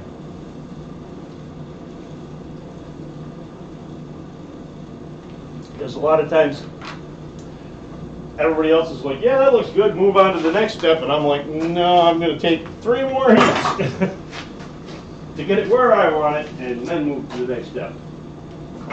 And half the time, I should have stopped at 2, and the third one I mess it up and start all over.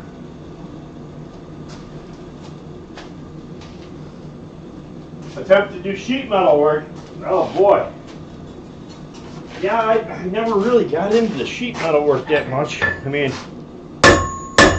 especially if you're talking like raising and sinking like armor and stuff like that.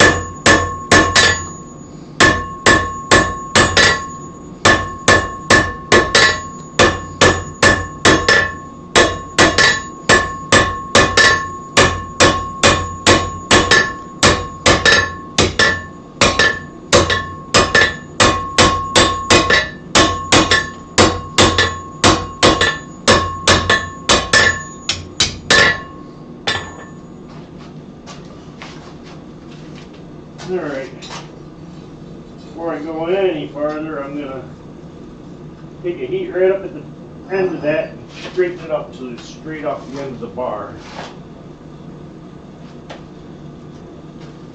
Yeah, side draft is nice. I mean, that's basically what I got here. I mean, this is a door. So when I'm done forging, I'll close that door because this shop stays heated and I don't want the heat to all go right straight out the chimney when I'm not forging.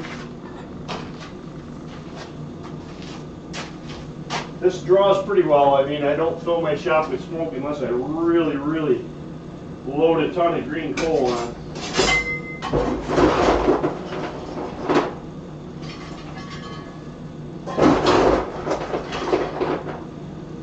And I mean a ton. I just put a bunch on, but you're going to see it's all the smoke's going out. Nothing's filling the shop.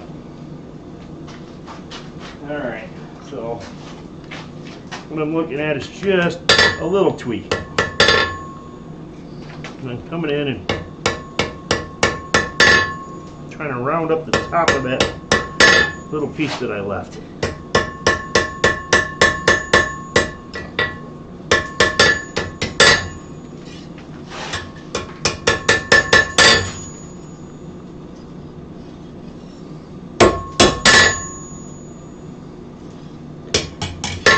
Okay. Alright, so now I'm going to start to taper down a little bit there. To be honest with you, I probably should cut off most of this other end. Flip it around. See what time it is. I might just finish this handle some other time when I'm doing a stream and got nothing to do.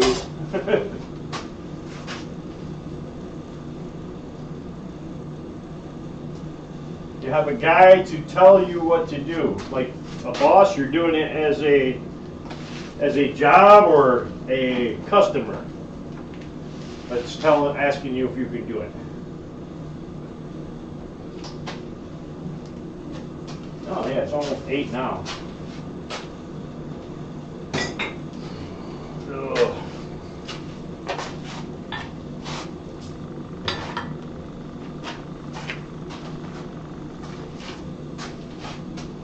So I figure if I cut off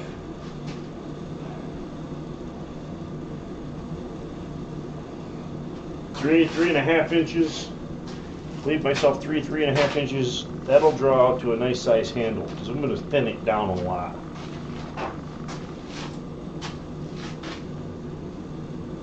Spouse. Yeah, spouse my butt. My spouse once asked me to make her a shepherd's hook that you put out in your garden. She's still waiting for one. Take that.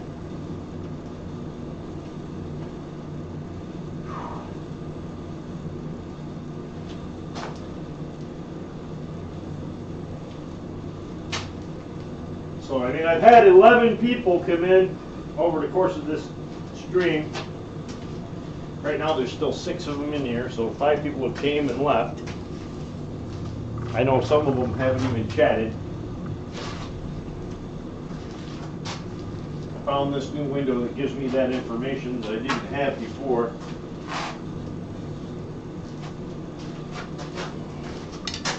All right.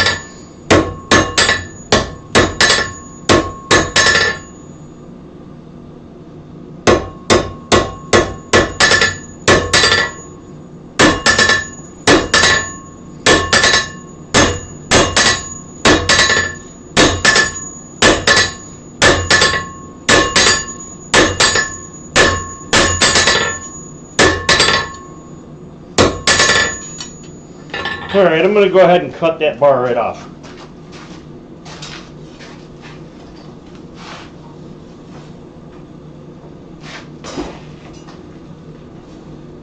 Then, like I said, I don't know if I'm going to finish it tonight. Probably should go spend some quality time with my spouse. You know.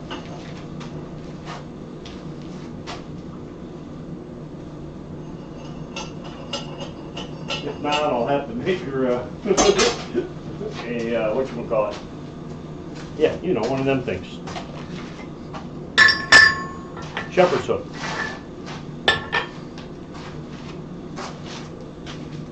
I gotta grab that now with a pair of tongs. That handle's starting to get a little hot. Yeah, not just one is my wife.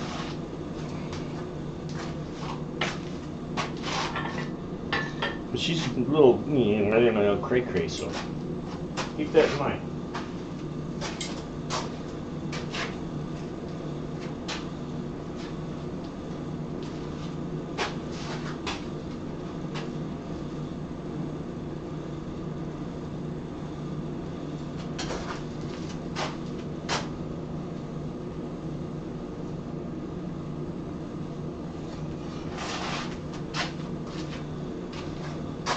So I'm thinking, about yay much should give me plenty to make a handle.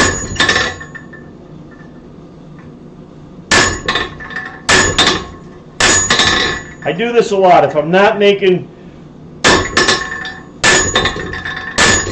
identical pieces that have to match, I'm just guessing my way through on lengths and whatnot, you know. And I usually do pretty good anyway, in spite of the fact.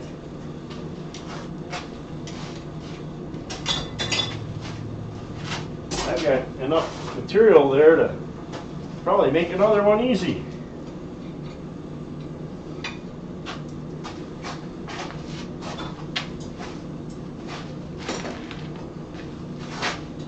I mean, I've still got a couple of these I made up in the house.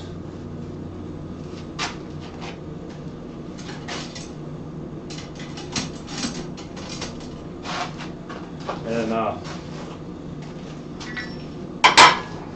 I'll probably take them down and drop them off at the place where I took the class sometime this summer. Make a trip down there, pop in.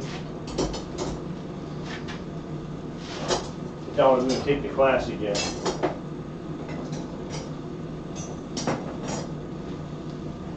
If you're out wondering,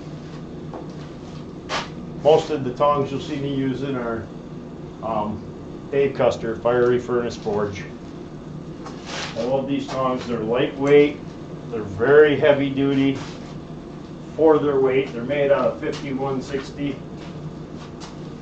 So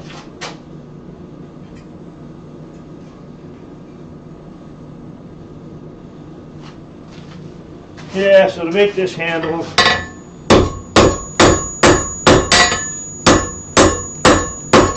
you're going to want to taper it up.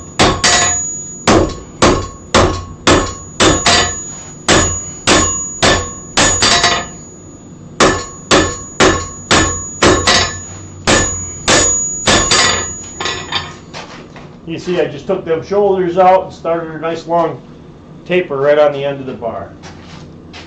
It's way thick right now,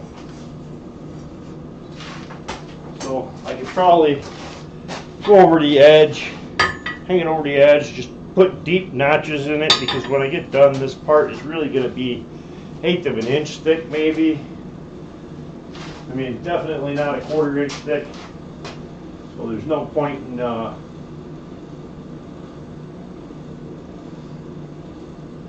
your mom was 15 in 1972. Okay. And you were born when? In 1972?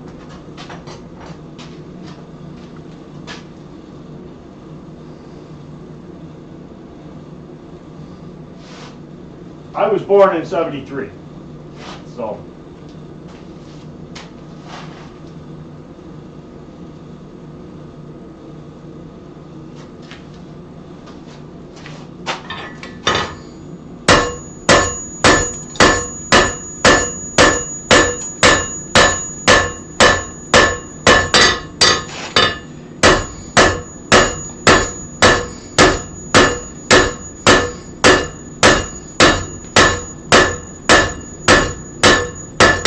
You can see, putting it over the edge of the anvil like that fills it full of, well, you can't really see it at this heat. It fills it full of fuller marks and makes it draw out longer, faster.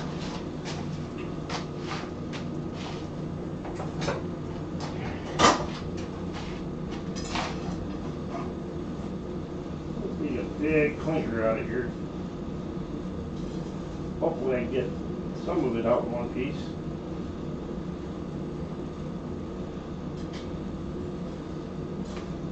The main thing I don't like about this coal isn't that it makes a lot of clinkers. It's that the clinkers, they just don't stay together. And you can't pull them up out in one big chunk. So when you reach in to clean your fire, you just drag that clinker up through and it falls apart all the way up through, and it's a pain.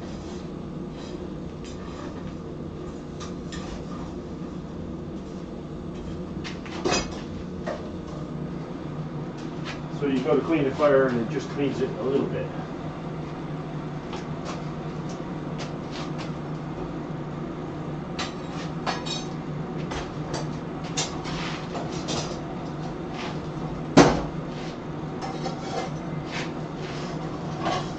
How many rolly ball sculptures you got done, Kevin? You've been retired. Now you got no excuses. Should be finishing at least one a week.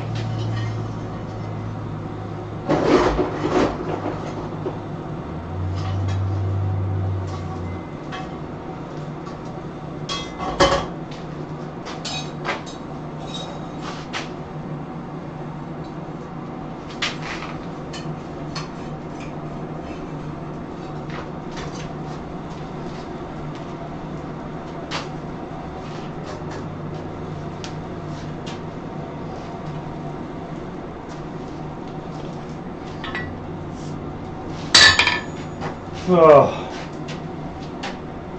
getting tired, guys, not gonna lie.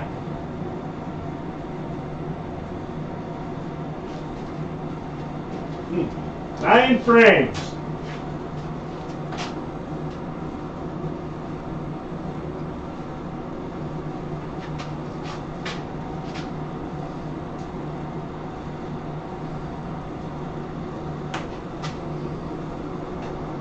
gonna get a good heat on this. I cleaned my fire out. You can see it roaring right now.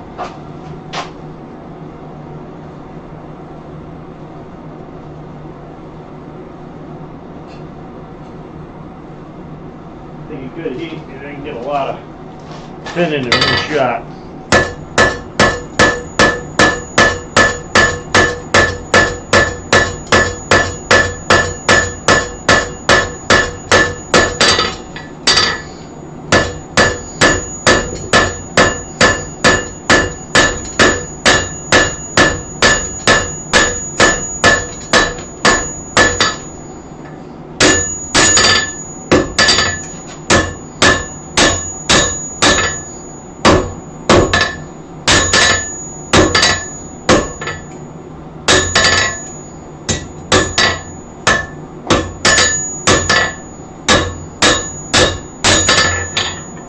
Once again, you can see how bumpy that is.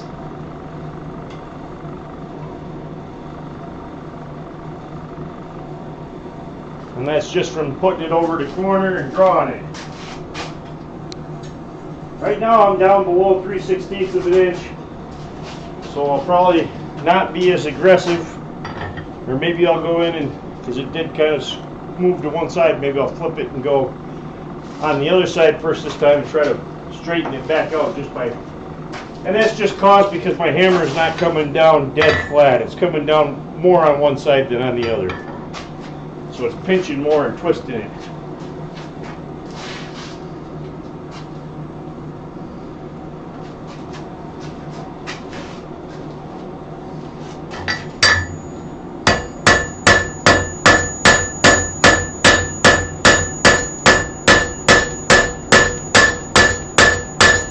See how much that curved it?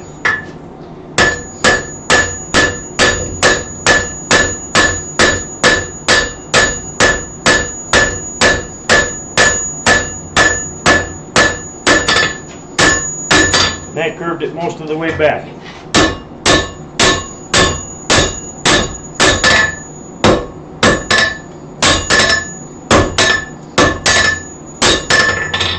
So now we've done a lot of the drawing. I'm going to go in and just work on flattening it out now, getting it even. I'm feeling pretty lazy. I might just walk over to the power hammer and give it like 2 hits and flatten it right out nice and even. But I should do it by hand because that's how, you know, I guess that's kind of the theme. If I keep going over there and relying on that power hammer, I'll never get better. I mean, I'll just get better at using the power hammer, but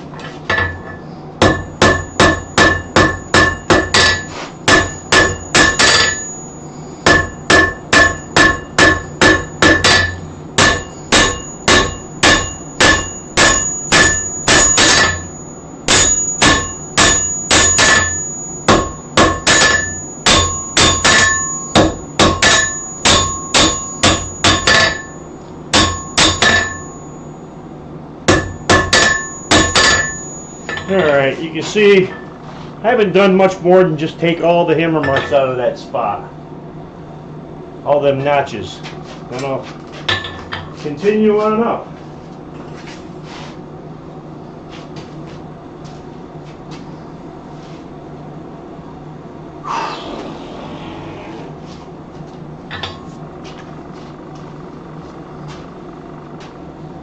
'26th annual 25th birthday. Yeah. Yeah, in May I'll be 53.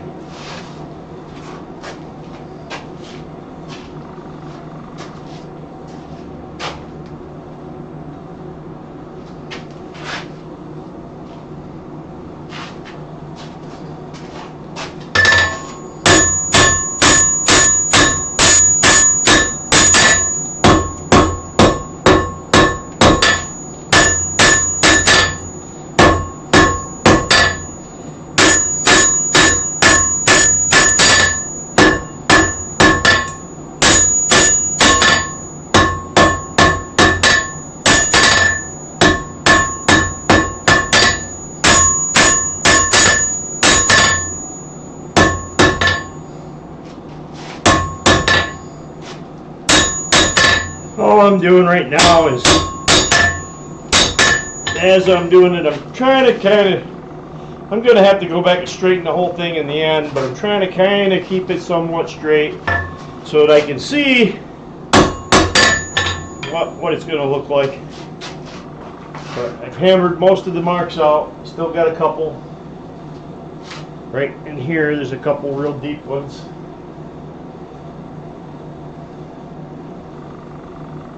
Right there, you see them? Okay. Not really, really, really deep, but deep enough that I'm going to go back and work some more to get them out. And the rest of it, after you do the handle, the rest of it's just filing and getting the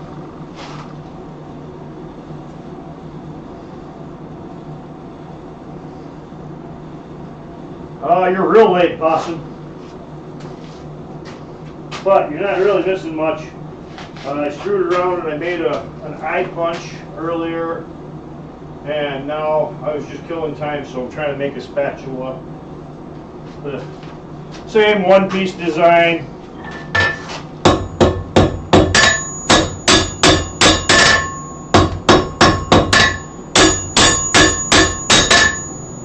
That's the bottom, that's the top.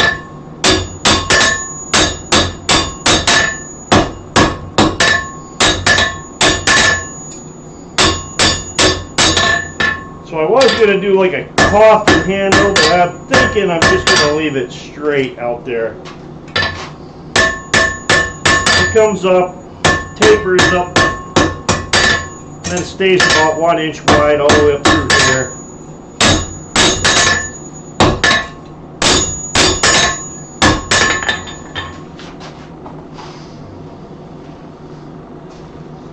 Like I said, after you're done with the big heavy beating and stuff, you go back and straighten all that little kinks and stuff out of it, make it nice. Before I get all the way to the end, I do need to pinch off some material so I can make a loop.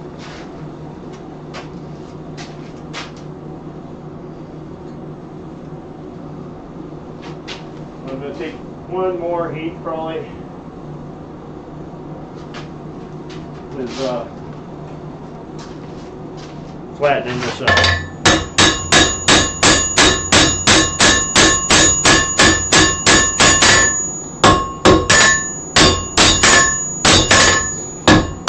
And another problem that I have is my eyes just aren't what they used to be, and it's hard to see the thickness all the way down through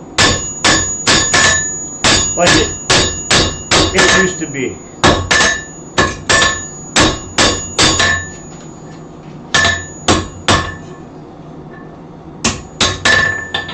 So you can see I got a nice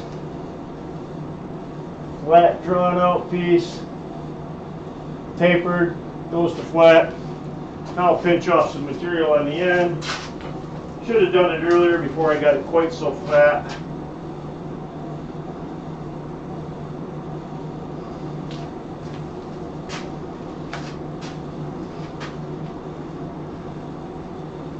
Oh, what did you get for a new anvil?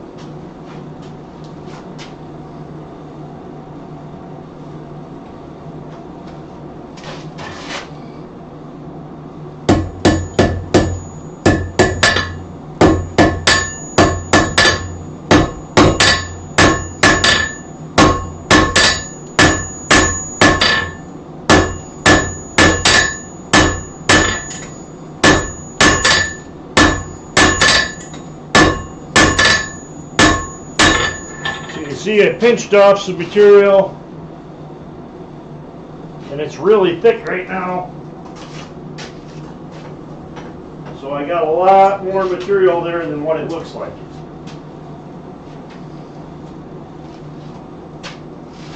And who's Jeff?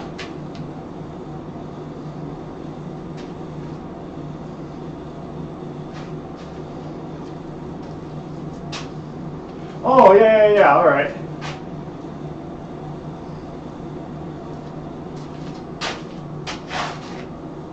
Yeah, that's right. You won the anvil. I don't catch very many arroyo streams, but I knew that was going to be the memorial thing there about Thomas and whatnot. So I made sure I caught that one.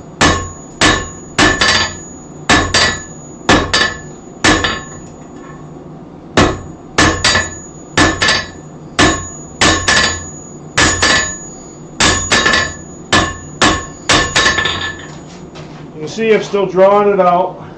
It's going to take a few heats.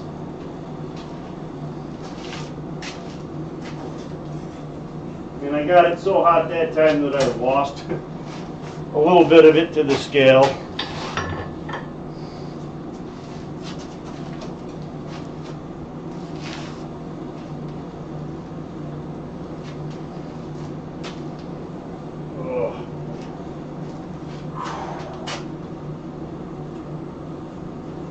Didn't I say I was going to do the handle some other night? Because it was getting late. Oh well. My wife will be disappointed in me, but won't be the first time.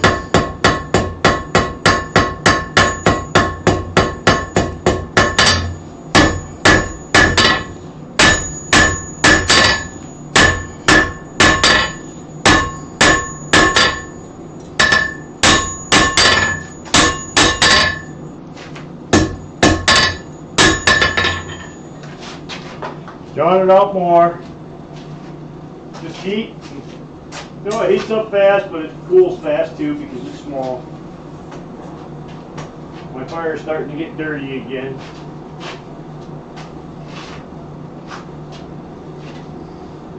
It's not starting to. A lot of the, I was able to remove a couple chunks of clinker, but most of it still stayed in the fire. Just went up through it.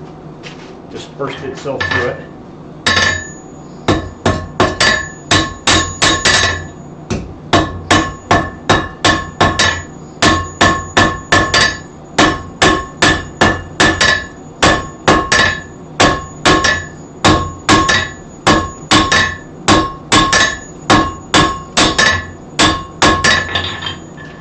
We'll do one more heat on that, draw on it, and then we'll round it up.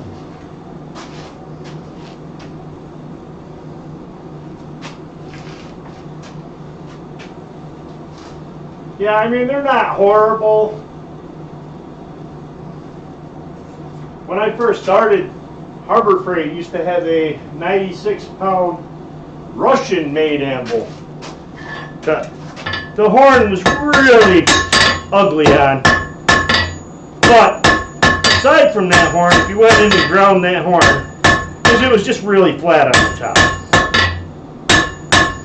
If you went in and ground that horn, it wasn't a bad anvil. And then they quit making it, and for years all you could get was that crappy 50-pound or 55-pound cast iron POS. Alright, so you can see got it drawn out, and that's drawn out about 3 inches. So,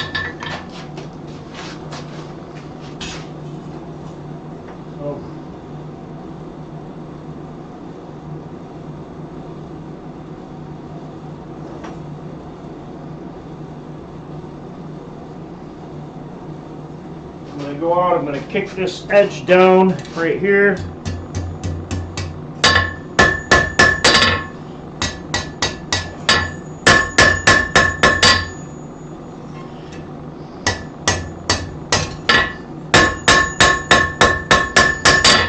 Trying to get rid of this little indent right there so that it looks nice and straight along that back line.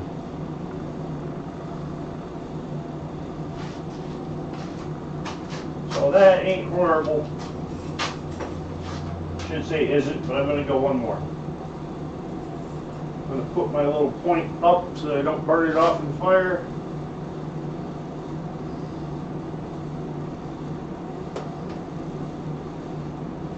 Yeah, I mean, I think people, I don't know. My it comes to anvils, they think that every anvil has to be just a certain way, and if it isn't, it won't work. And I mean, if you look at the Brazil nuts, they're all using just flat chunks of 2-inch thick or so steel. Now I'm just knocking the corners off down that handle.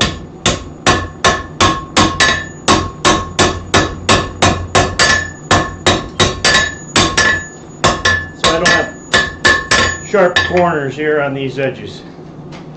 But you can see we pinched off, we left our piece. We'll roll that around and make the hook to hang it up with.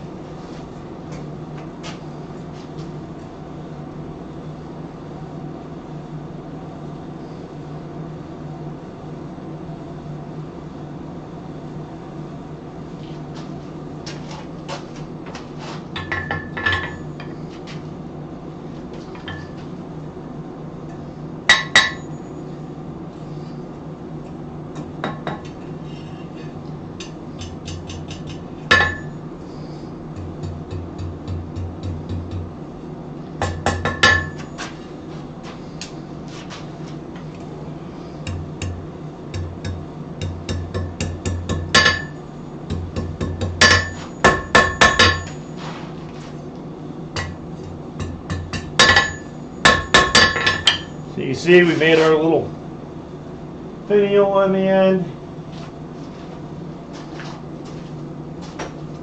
Not happy with that finial. And what I might do is just take my scrolling tongs and tuck in the end that I'm not happy with. With a pair of tongs. Because it's going to be hard to get a hammer in there now.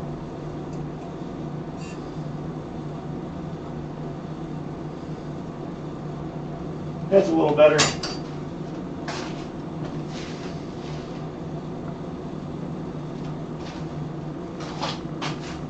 Now we'll heat up that piece, we'll cool off that little end there. Make our loop. Probably should throw a scratch block up and curve the handle a little bit.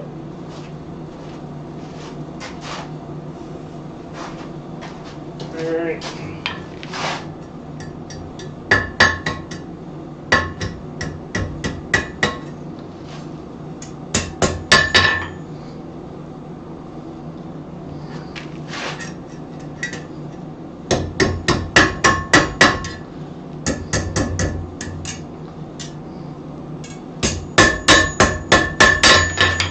Alright, we're going to heat it again. I don't like that.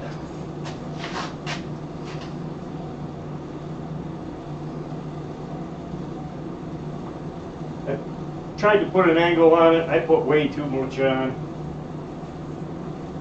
And when I made the hook, it just really sticks out hard on one side. 1/4 by 1.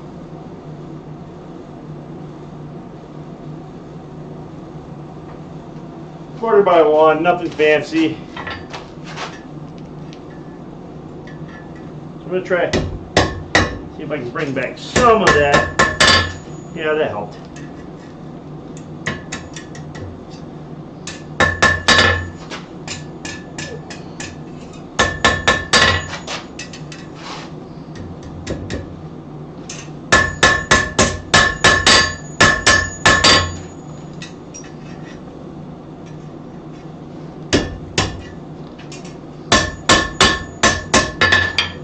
So we're getting there. I'm not happy with that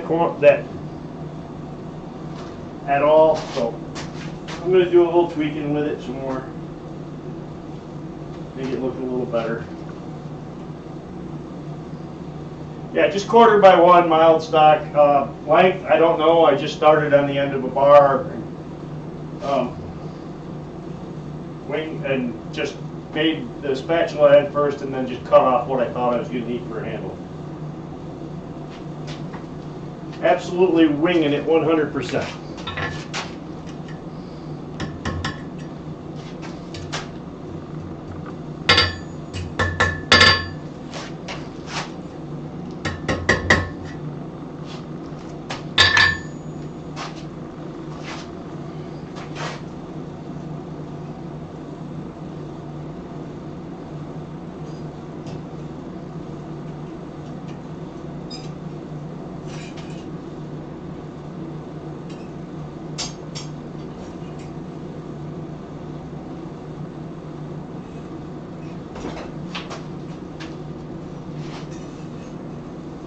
Yeah. Yeah, real dirty fire. And I haven't put any fresh coal on in a while because I'm gonna let it go out here. I should actually put some fresh coal on it, but if I put fresh coal on it, it takes that much longer to go out, then I have to wait that much longer after I'm done forging for the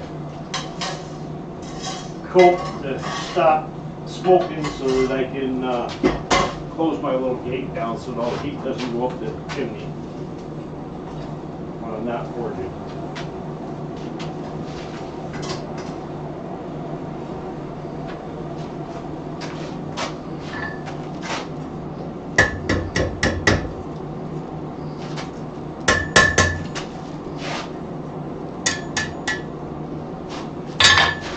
I don't like it. I don't like it at all. This may end up over there in that pile of unfinished, you know,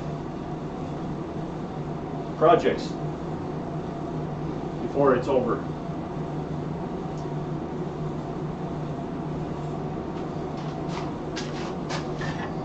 Yeah, and the big thing with the spatula, Keith, is I was, you know, I'm really just trying to get my hammer control better and do them without using Fullers or Smith & Magicians or anything like that. Just, you know, make them spots and everything just with the hammer.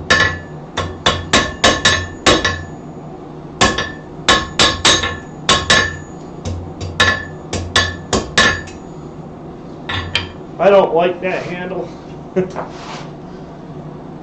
that hook, because it just, I should have made it about an inch longer for that size stock.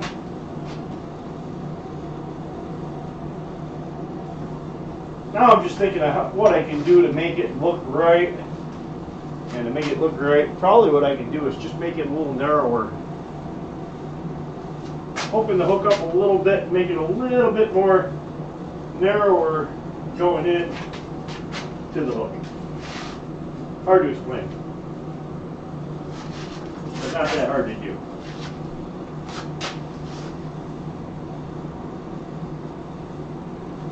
No, I never did the, Keith, I never did the, crap. I just burnt the, the thing right off because I was looking up there reading. Alright, so that's junk. That's garbage. We're, I mean, I can pinch off and do it again, I guess. No, I never made the other half, so I'm just not worried about it. I won't be submitting it, you know.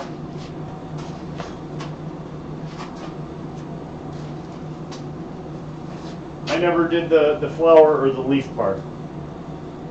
And to be honest with you, when I started it, I thought it was a bottle opener, a flower, something with a flower, or something with a leaf. I didn't know it was a bottle opener with a flower or a leaf, or I would have incorporated it right from the beginning.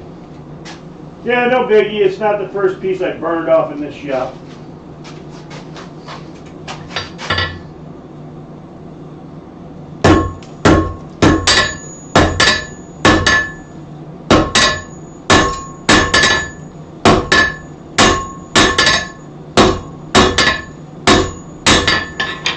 We're gonna go ahead and hack off another piece and draw it out.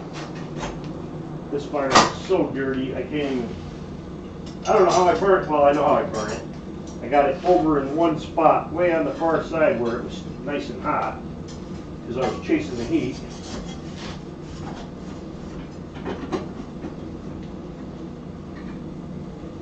Alright, that'll take a lot of that clicker out.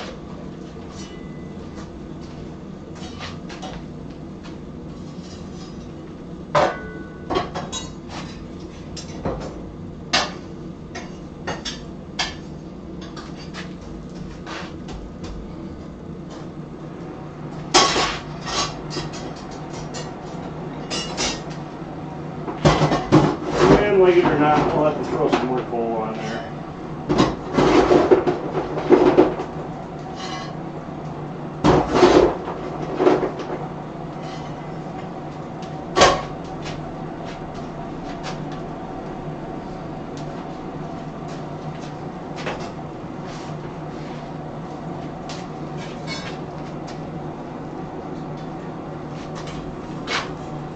it happens, but yeah, like I said, I should have just incorporated it.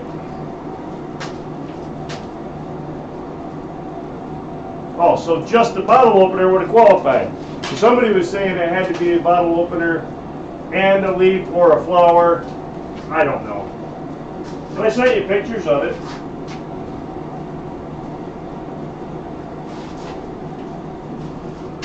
I mean, it was as forged. I didn't do anything other than clean it up and put a wire brush after that. So.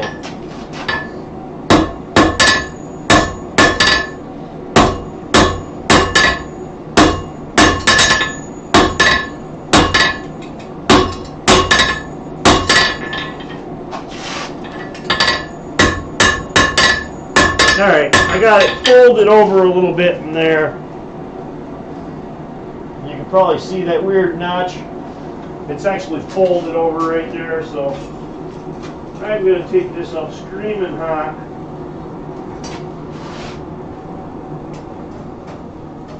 I'm going to actually cut down the air a little bit and still take it up screaming hot and try to forge weld that all back together.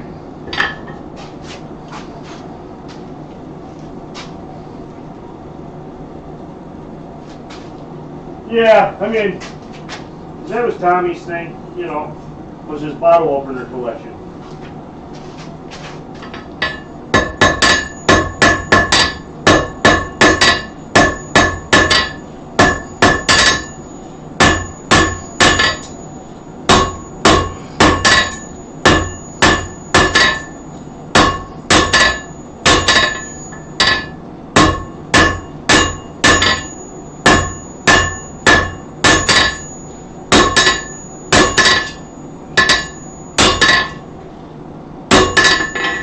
You see, we're drawing it back out. I took it right up hot and welded that right together, that cold shut that was in it.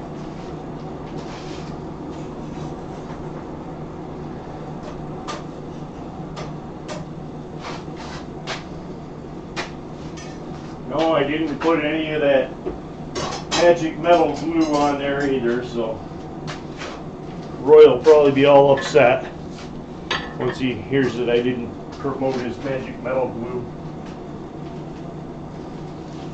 Yeah, well, I didn't take any pictures other than that, and I threw it in the iron in the hat to raise money for my club, so it is what it is. If you want to put it in there, have at it. If you don't, I don't care. You know.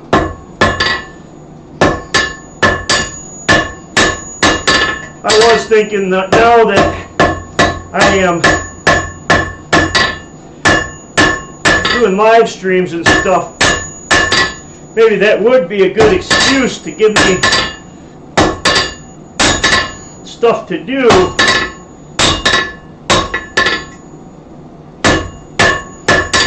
So I don't have to keep coming up with ideas what to do while I'm doing my live streams. You know, like at least once a month it could be the challenge.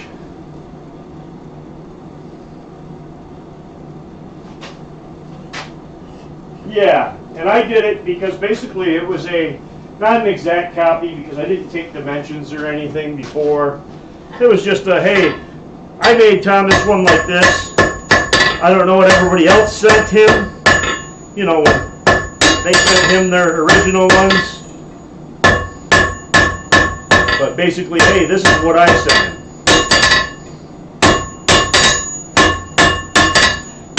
And that's just one. I sent him two, and the other one was just a dog head. And that was just because I had two different touch marks. So I sent him one with each touch mark.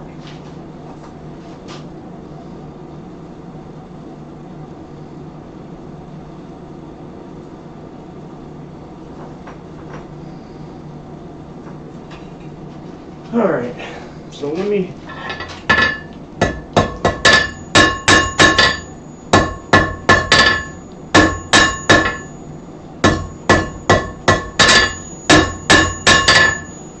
make this one a little different.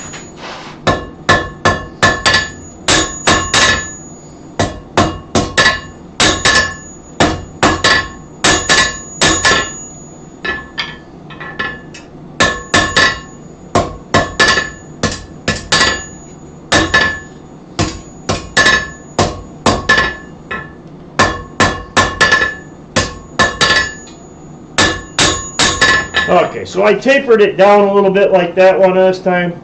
So when I kick that around, it's not as wide. It should look better than the last one.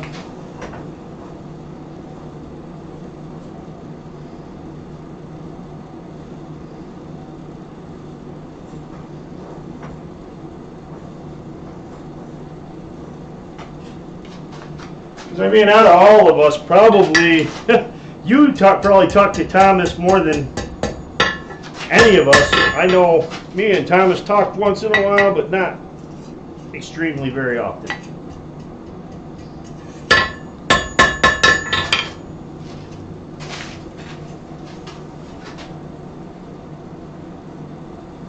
You know, and he was willing to ditch me as a partner with very little loyalty at all for you. You know, just kick me to the curb like yesterday's trash.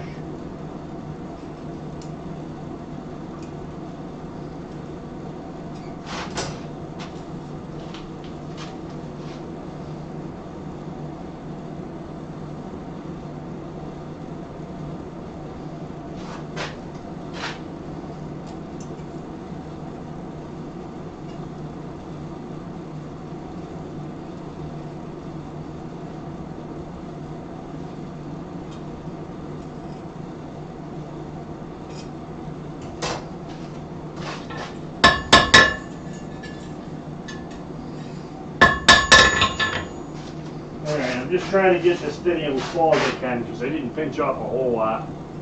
I don't want to use up a bunch of material on this finial. So I'm kind of tucking it right in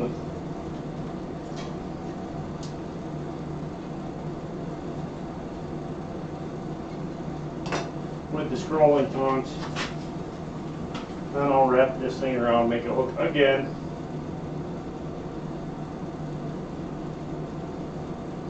Yeah, so it doesn't matter. I mean, if you want to enter it, you can. I mean, it was kind of an Instagram thing, and I really don't use Instagram ever. I mean,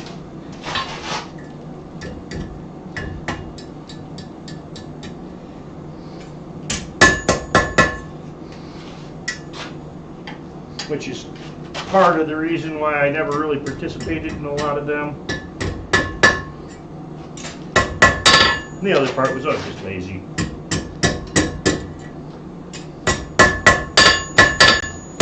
Okay, I got it, bring it around. I'm going to heat it up and finish it around.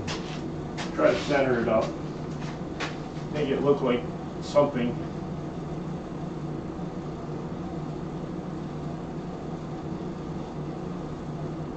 Yeah, like I said, if I'd have known right from the beginning, I would have incorporated the leaf right into the design instead of putting just the loop on the end. I would have put a leaf up there and then wrapped it around and brought it back down and just made it entirely differently than what I did.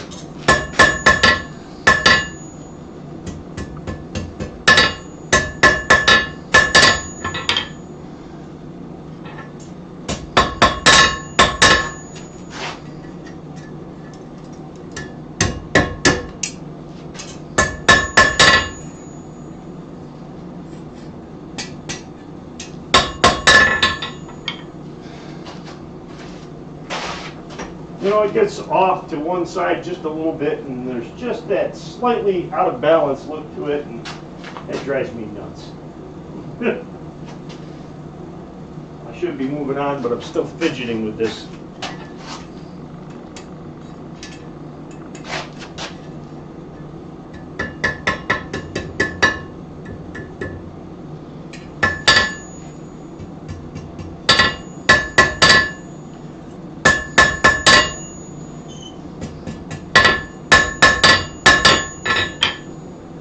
I'm going to call that good enough.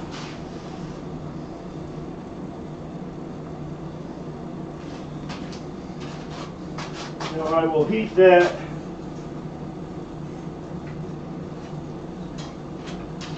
And we'll throw it up in the swage block and curve it. still don't have a swatch block stand after all these years.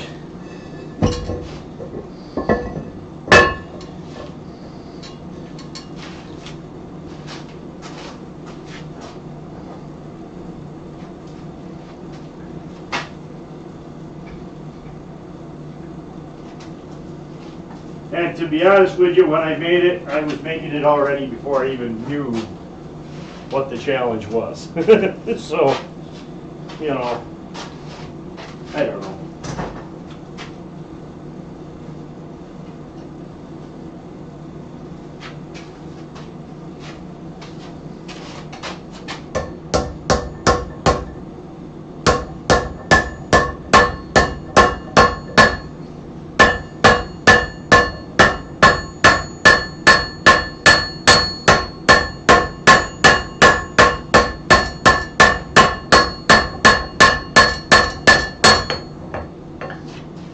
And people have made comments as well, like if me and Bob Lonis do it, and there's no point in them trying because they'll never win and stuff like that. So, I mean,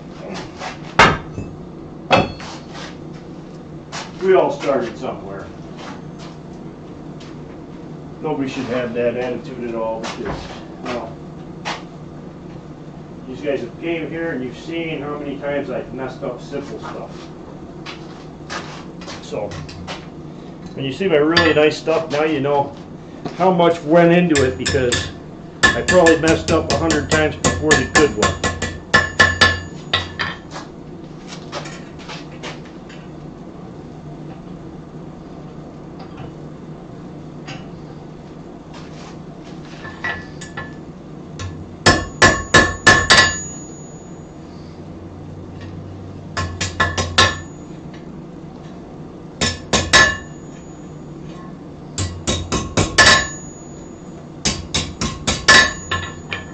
Alright, now I'm just trying to put everything nice and straight.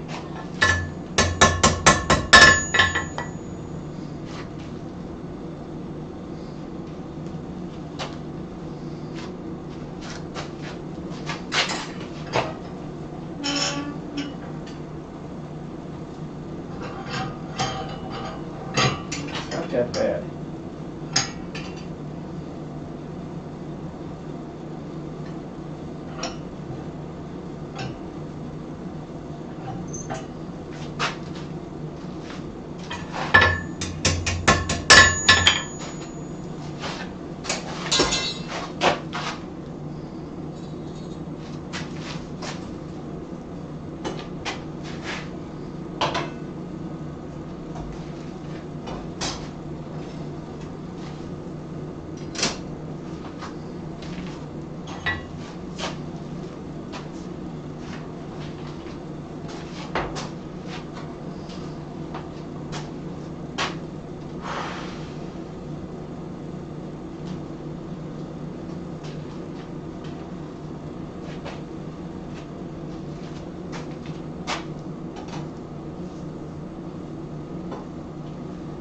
You know, Ann Thomas's bottle opener was not really to teach the people how to do the bottle opener. Because you can take that, what I did to make the bottle opener and how I did them scrolls and stuff, and you can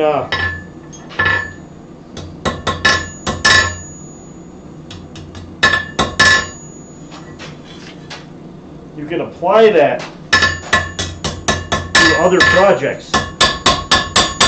It's hard to explain, but you can add them fancy scrolls onto like a hook and mount it on the wall. You can put it in, you know, do that kind of stuff on the sides of a another scroll right in the middle. Like if you got a scroll that's got a really long straight stretch, you can put them decorative scrolls in the middle to add more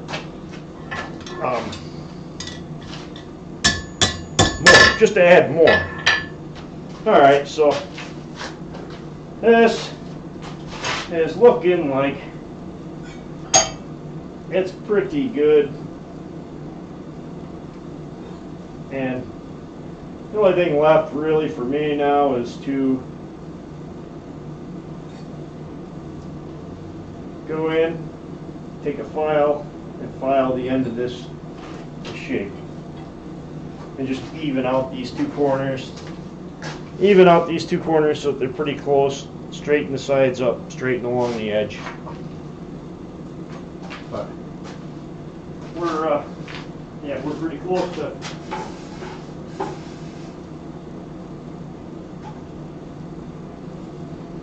calling this project done.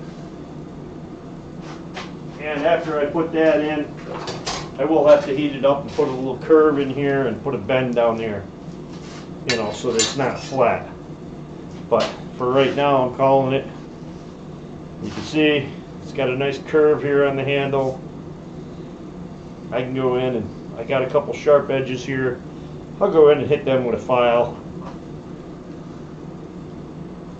But you've got a small spatula, and it is, I'll be honest with you, this is very short. Because if you look at the old examples, they were for open hearth cooking, and your tools were usually a little bit longer for open hearth. But I'll finish that some other time. It's not the best one, it's not the worst one. It's just gave me something to do while we all chat in that chat window over there, because you know this stream is just as much about just everybody hanging out, shooting the bull and talking to each other as it is about the blacksmithing.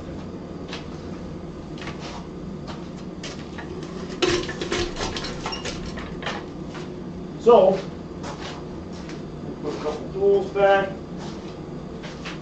let my fire go out, go up to the house, spend some quality time with my wife and my dogs, my little pupper doggers.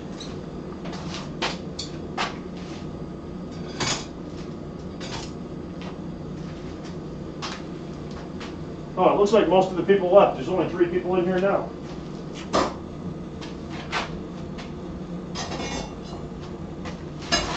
Alright guys, I'm calling it.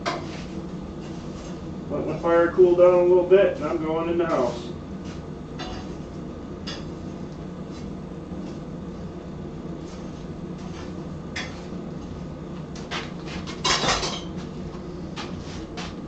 Later.